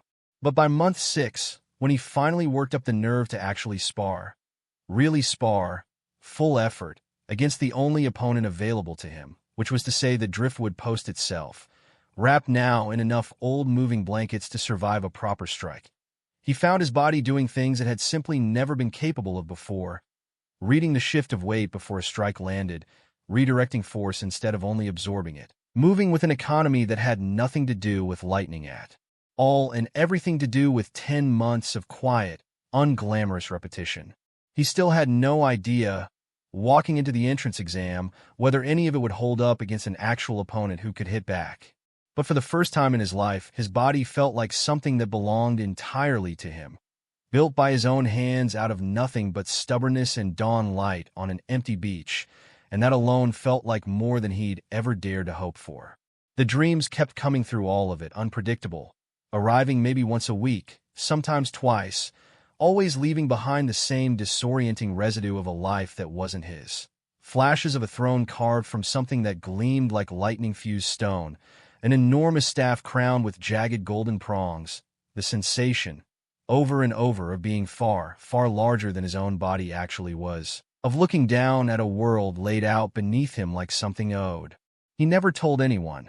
He wasn't entirely sure, some mornings, that he believed it himself. But the fragments kept arriving with technique attached, the way the first one had a name, a shape, a feeling for how the power was supposed to move, and every time he tested one against the empty morning air of Takoba Bay, it worked, some small, uncanny piece of the puzzle clicking into place as though it had always belonged there. The second one came in month 5, and it came with a shout attached, some deep instinct telling him the words needed to be spoken aloud to fully anchor the technique. 1,000,000 Vari, and he stood alone on the wet sand at 6 in the morning, arm outstretched, and called it for the first time, watching an enormous branching net of electricity fork out from his palm and scorch a spiderweb pattern 15 feet wide into the sand in front of him, wide enough to catch anything standing in its path rather than a single precise point. He stood there afterward, breathing hard, staring at the smoking pattern burned into the sand, and laughed, quiet, disbelieving, a little unsteady. "Okay," he said to the empty beach. "Okay, I don't know where any of this is coming from, but I'm not going to argue with it."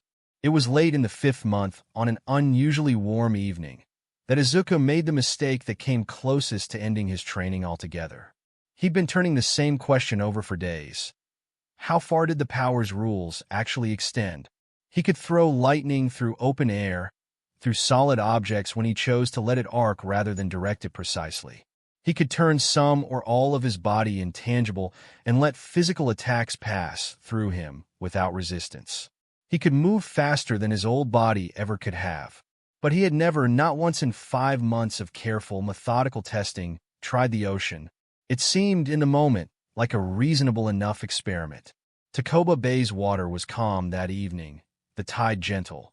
No one around for 100 meters in either direction, and Izuku waded in up to his waist, curious whether he could summon his lightning form and simply glide across the surface the way, in his stranger dreams, he sometimes remembered doing across an ocean of cloud instead of water.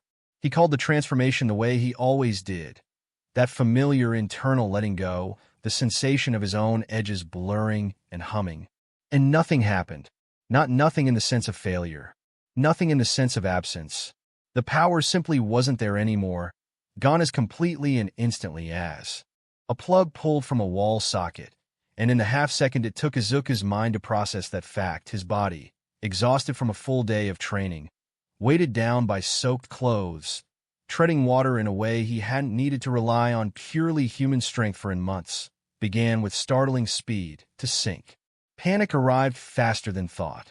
He kicked hard and found his legs sluggish and unresponsive in a way that had nothing to do with fear and everything to do with genuine, bone-deep exhaustion his power had been quietly compensating for without him ever noticing. Water closed over his head. He clawed for the surface and felt himself sink another foot instead, lungs already burning. The calm evening base suddenly feeling enormous and indifferent and very, very deep. Not like this, some distant, still-functioning part of his mind managed through the rising static of panic. Not like this, not after everything. He forced his limbs to move with whatever coordination he had left, dragging himself in what he hoped was the direction of the shore rather than further out, lungs screaming, vision beginning to tunnel at the edges the way it had that first terrible evening in the sludge villain's grip. And just when the tunnel threatened to close all the way, his knee scraped hard against something solid. Sand. Shallow ground.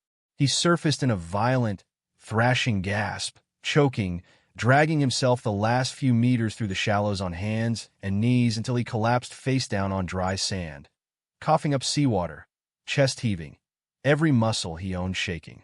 He lay there a long time before he trusted himself to move again. Okay, he finally croaked, once his breathing had settled enough to speak, rolling onto his back to stare up at the darkening sky, still trembling. Okay, new rule. Water. The ocean, specifically. Whatever this power actually is, it doesn't come with me into the ocean, and apparently it takes my strength along with it when it goes. He wrote it in his notebook that night with a hand that hadn't fully stopped shaking, the entry shorter and starker than most of his careful, detailed logs. Seawater cancels the power entirely. No warning, no gradual fade. Instant. Left me at normal human strength and coordination, while already exhausted, nearly drowned as a direct result.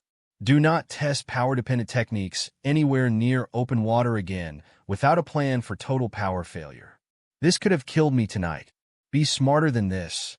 He underlined the last line twice, set the notebook down, and lay awake a long while afterward, listening to his own heartbeat, more shaken by how close it had come than he let himself fully examine until several days later. Inko noticed the changes long before Izuku found the courage to explain them. She noticed the exhaustion first, the way her son, once merely quiet and inward at the dinner table, had started nodding off over his rice some evenings, dark circles deepening under his eyes despite what appeared, as far as she could tell, to be a normal enough bedtime. She noticed the new muscle definition in his arms when he reached for the dishes, subtle but unmistakable, appearing over weeks in a way that made no sense for a boy who, as far as she knew, still spent his afternoons the same way he always had. Homework, notebooks, the occasional walk. She noticed, most of all, a change in the way he carried himself, some new, careful steadiness that hadn't been there before, as though he were quietly practicing how to take up space in a way the world had spent years training him not to. She asked, of course, gently at first, "You seem tired lately, sweetheart. Is everything all right at school?" And accepted his careful, deflecting answers for longer than her instincts entirely wanted to, because he had asked her, that terrible rainy night in April, for time to understand something before he explained it, and she had promised to give it to him. But 6 months of careful, deflecting answers eventually wore even a patient mother's restraint thin. And on a Saturday morning in early October, when Izuku slipped out of the apartment before dawn the way he'd been doing 3, sometimes 4 mornings a week for months, Inko put on her coat and followed him. She kept her distance out of some instinct she couldn't fully name, hanging back at the edge of the treeline where Dagoba Forest gave way to the open shore of Takoba Bay, and watched her son, her quiet, gentle, endlessly determined son, drop his bag on the sand, roll his shoulders, and raise one hand toward the empty morning sky. Lightning answered it. Not a spark, not static, a genuine, branching bolt of electricity, blue-white and enormous, arcing from his palm and striking a rusted piece of scrap metal 30 feet down the beach with a crack loud enough that Inko flinched even from a distance, her hand flying to her mouth, every rational thought in her head momentarily wiped clean by pure animal shock. She must have made some sound, because Izuku's head snapped around, and for one frozen, terrible second, mother and son simply stared at each other across the empty beach.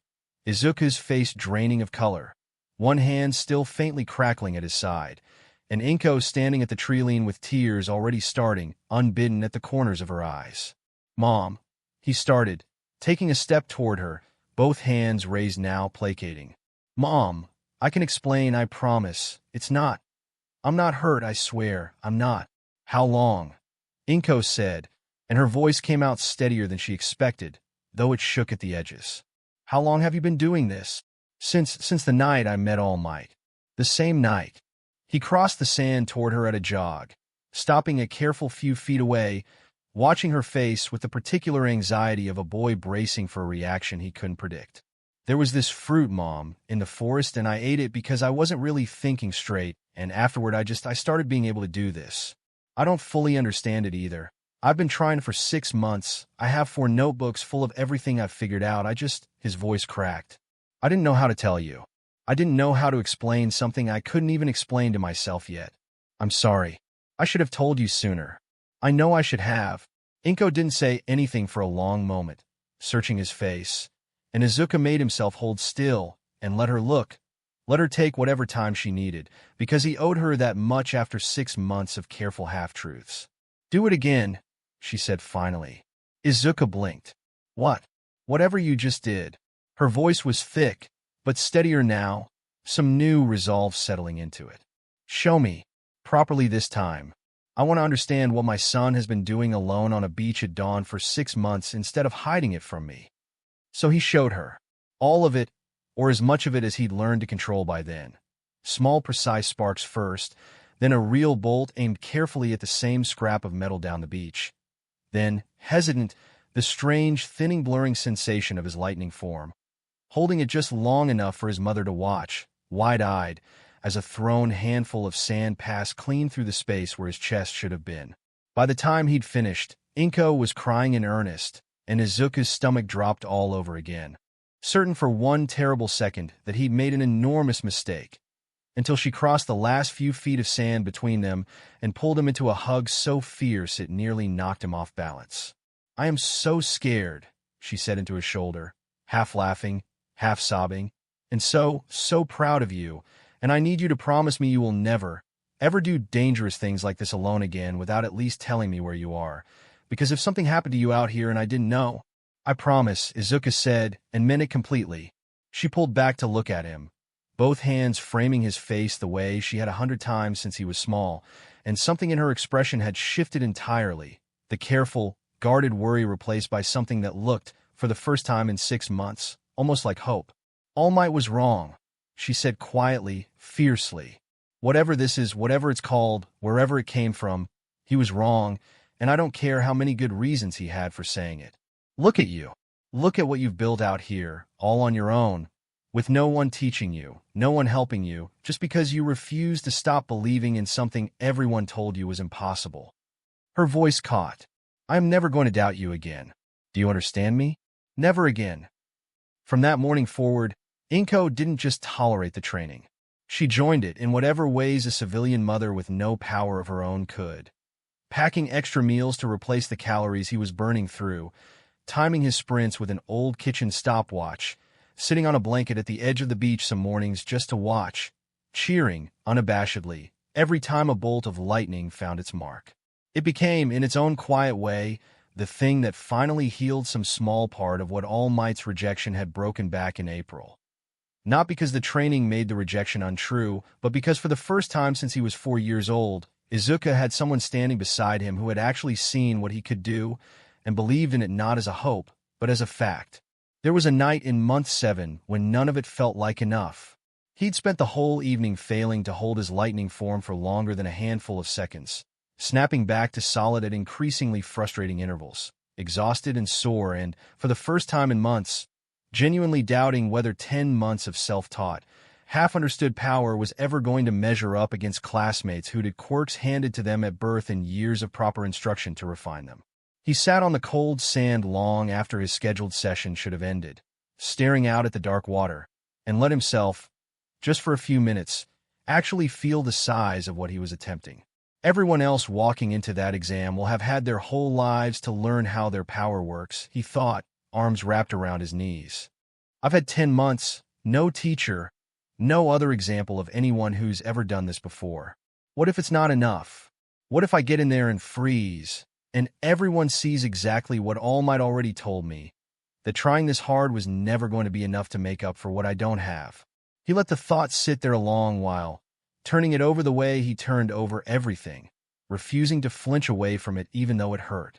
And then, slowly, he thought about the entrance exam itself. His own reasoning, not All Might's words, not anybody else's, and pushed back against it, deliberately the same stubborn, methodical way he'd been pushing back against every obstacle since he was 4 years old and told he was broken. Maybe it's not about matching them, he thought.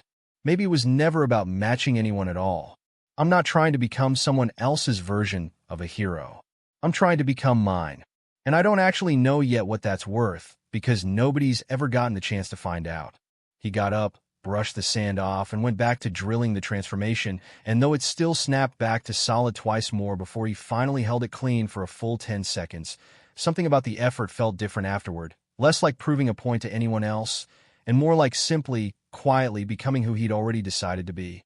Flight came last and hardest, and very nearly cost him a twisted ankle before it finally clicked. He noticed, in his dreams, the sensation of soaring, weightless, impossibly fast, riding some current that had nothing to do with wind, and spent the better part of month 8 trying to translate that sensation into something his actual body could replicate. His first several attempts amounted to little more than an increasingly athletic series of falls. A leap off a low dune that ended in an undignified faceplant. A second attempt that got him a genuine half-second of hover before gravity reasserted itself with enthusiasm. A third that sent him tumbling sideways into a tide pool to the great indifference of a nearby seagull. He finally managed it on a gray, windless morning near the end of month 8, standing at the top of the tallest dune on the beach, letting his body shift fully into its lightning form, and then, instead of simply moving fast along the ground the way he'd trained himself to for months, pushing that same momentum downward, into the air beneath him, the way you'd lean your whole weight into a step you already trusted would hold. For 3 full seconds, Izuku Midoriya flew. It was clumsy, and it lasted barely long enough to register before he dropped the last few feet into soft sand rather than anything resembling a controlled landing. But for those 3 seconds, hovering 4 feet above an empty beach with his whole body humming and crackling faintly blue, he understood with total clarity exactly why the dream version of himself had always looked so at ease, so impossibly high above the world. 3 seconds, he shouted at the empty beach, flat on his back in the sand, laughing so hard his ribs ached. I flew for 3 whole seconds. He'd get it up to nearly a full minute by the time the entrance exam finally arrived. But that first ungainly 3 seconds remained, in his own private accounting, one of the proudest moments of the entire 10 months. A third dream came in month 9, briefer than the others but somehow more vivid, leaving him with nothing more than a single wordless impression. An entire ocean of storm cloud, boiling and vast, and the sensation of standing at its absolute center, untouchable, while lightning answered his slightest gesture from every direction at once. He didn't wake with a new technique this time. He woke instead with a feeling, a kind of vast, settled certainty that whatever this power actually was, he had barely begun to understand the true size of it. He wrote that one down too, differently than the others. Not a technique, just a single line. I don't think I've found the ceiling yet. I don't think I'm going to for a long time. The final month passed faster than the first ones had. The way hard-won progress always seems to accelerate once the foundation is finally properly laid. By month 8, Takoba Seaside Bay was, for the first time in longer than anyone could remember, clean, genuinely clean, the decades of washed-up trash finally hauled away load by load, tire by tire, rusted appliance by rusted appliance, until the shoreline that had once been an eyesore nobody official cared enough to fix was simply a beach again. Sand and water and gulls wheeling overhead in a sky that no longer had a single scrap of debris marring the view. Izuku stood at the edge of the clean shoreline the day he formally declared the cleanup finished, Mrs. Sato's thermos steaming in his hand, and felt a strange, unexpected pride in it that had nothing at all to do with lightning. Proof, physical and undeniable, that 10 months of showing up before dawn had actually built something real. His control, by then, had stopped feeling like a fight against an unfamiliar power and started feeling like an extension of his own body, the way a skilled pianist stops thinking about individual fingers and simply plays. He could throw a bolt precise enough to snuff a single candle flame from 50 feet without so much as singeing the wick beside it, or unleash something closer to the branching, indiscriminate fury of his first 1,000,000-volt Vari, depending entirely on what a situation called for. He could hold his lightning form for the better part of a full minute now, and move, while transformed, fast enough that his own eyes struggled to track the blurred afterimage left behind. The dreams still came, less often now but no less strange, still handing him fragments he didn't understand and techniques that worked anyway, and he had stopped questioning the gift and started simply, gratefully, using it. The night before the entrance exam, he laid his uniform out with the same careful precision he'd have given a mission briefing, packed his bag twice to make sure he hadn't forgotten anything, and lay awake far longer than he meant to, staring at the same dark ceiling that had watched over 10 months of a boy quietly rebuilding himself from nothing. 10 months ago, I didn't know if I'd even survive telling him the question, he thought, one hand held up above his face, watching a thread of blue-white light flicker silently between his fingers in the dark, an old habit by now, less about testing the power and more about simply sitting with the proof of it. Tomorrow I get to show up and try anyway. He was asleep before he finished the thought. Morning arrived gray and cool, the hush of early spring still clinging to the air, and Izuku was already dressed and eating breakfast standing up, too nervous to sit still, when his mother came out of her room in her robe, hair still mussed from sleep, and caught his arm before he could reach the front door. Wait. She smoothed down the collar of his uniform with both hands, an old habit from every first day of school he'd ever had, her eyes bright and a little wet despite the early hour. Look at me. He looked at her. You're going to walk into that building today, Inko said, and whatever happens with the actual test, I need you to know, I already know how this ends. You're going to be extraordinary. You already are. I've watched you become it, morning after morning, for 10 straight months, and I am so unbelievably proud of you, I don't even have the words for it properly. She kissed his forehead, the same gesture she'd used since he was small enough to fit entirely in her arms. Now go. Show them everything you've built. I will, Izuku said, and his voice only wobbled a little. I love you, Mom. I love you too, baby. Go. He went, jogging the first 2 blocks out of pure nervous energy before making himself slow to a walk, and it was only once the familiar streets of his own neighborhood gave way to the wider, busier avenues leading toward UA High School that the full, staggering scale of the day finally started to sink in. He'd seen photographs of the campus, of course, dozens of them, cataloged and studied over the years the way he'd studied everything hero-related, but photographs he discovered had done absolutely nothing to prepare him for actually standing in front of it. The main gates rose ahead of him like something out of a different scale of building entirely, sleek and modern and enormous, students already streaming toward the entrance in a steady, nervous current. And for one long moment Izuku simply stood at the edge of it all, notebook clutched against his chest out of old habit, feeling smaller and more determined at the exact same time than he ever had in his entire life. He was still standing there, caught in that moment, when his feet chose exactly the wrong second to catch on an uneven paving stone, and the whole world tipped sideways. He had just enough time to register the ground rushing up to meet him. An ignominious, humiliating way to begin the single most important day of his life. Before something caught hold of him instead, an odd, weightless sensation flooding through his whole body, gravity itself seeming to simply lose interest in him halfway through the fall. He hung there, suspended, blinking in confusion, and turned to find a girl about his own age standing a few feet away, one hand extended toward him, fingertips pressed together, an expression of focused concentration on her round, friendly face. Sorry, I saw you trip, so she released her fingers apart, and Izuku dropped the remaining few inches to the ground with a soft, anticlimactic thump, gravity apparently deciding to resume its duties now that the emergency had passed. There we go. You okay? Ah, yes. Yes. Thank you, Izuku scrambled upright, brushing off his uniform, heat rising in his face. That was your quirk. That's incredible. You just completely negated my mass for a second there. Obviously that's what zero gravity does, but seeing it applied that precisely on short notice is really impressive. Most people would need at least a second of setup too.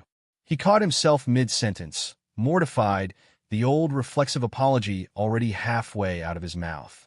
The girl just laughed. A bright, easy sound, entirely without the mockery Izuku had spent years bracing himself to hear whenever he rambled like that in front of a stranger.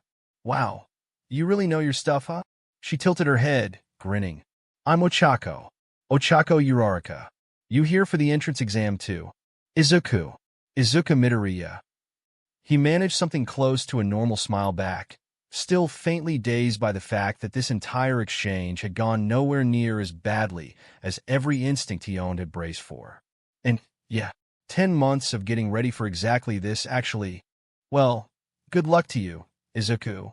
She gave him a quick, genuine smile, already turning to jog toward the entrance with the easy confidence of someone who belonged exactly where she was headed. See you in there, maybe?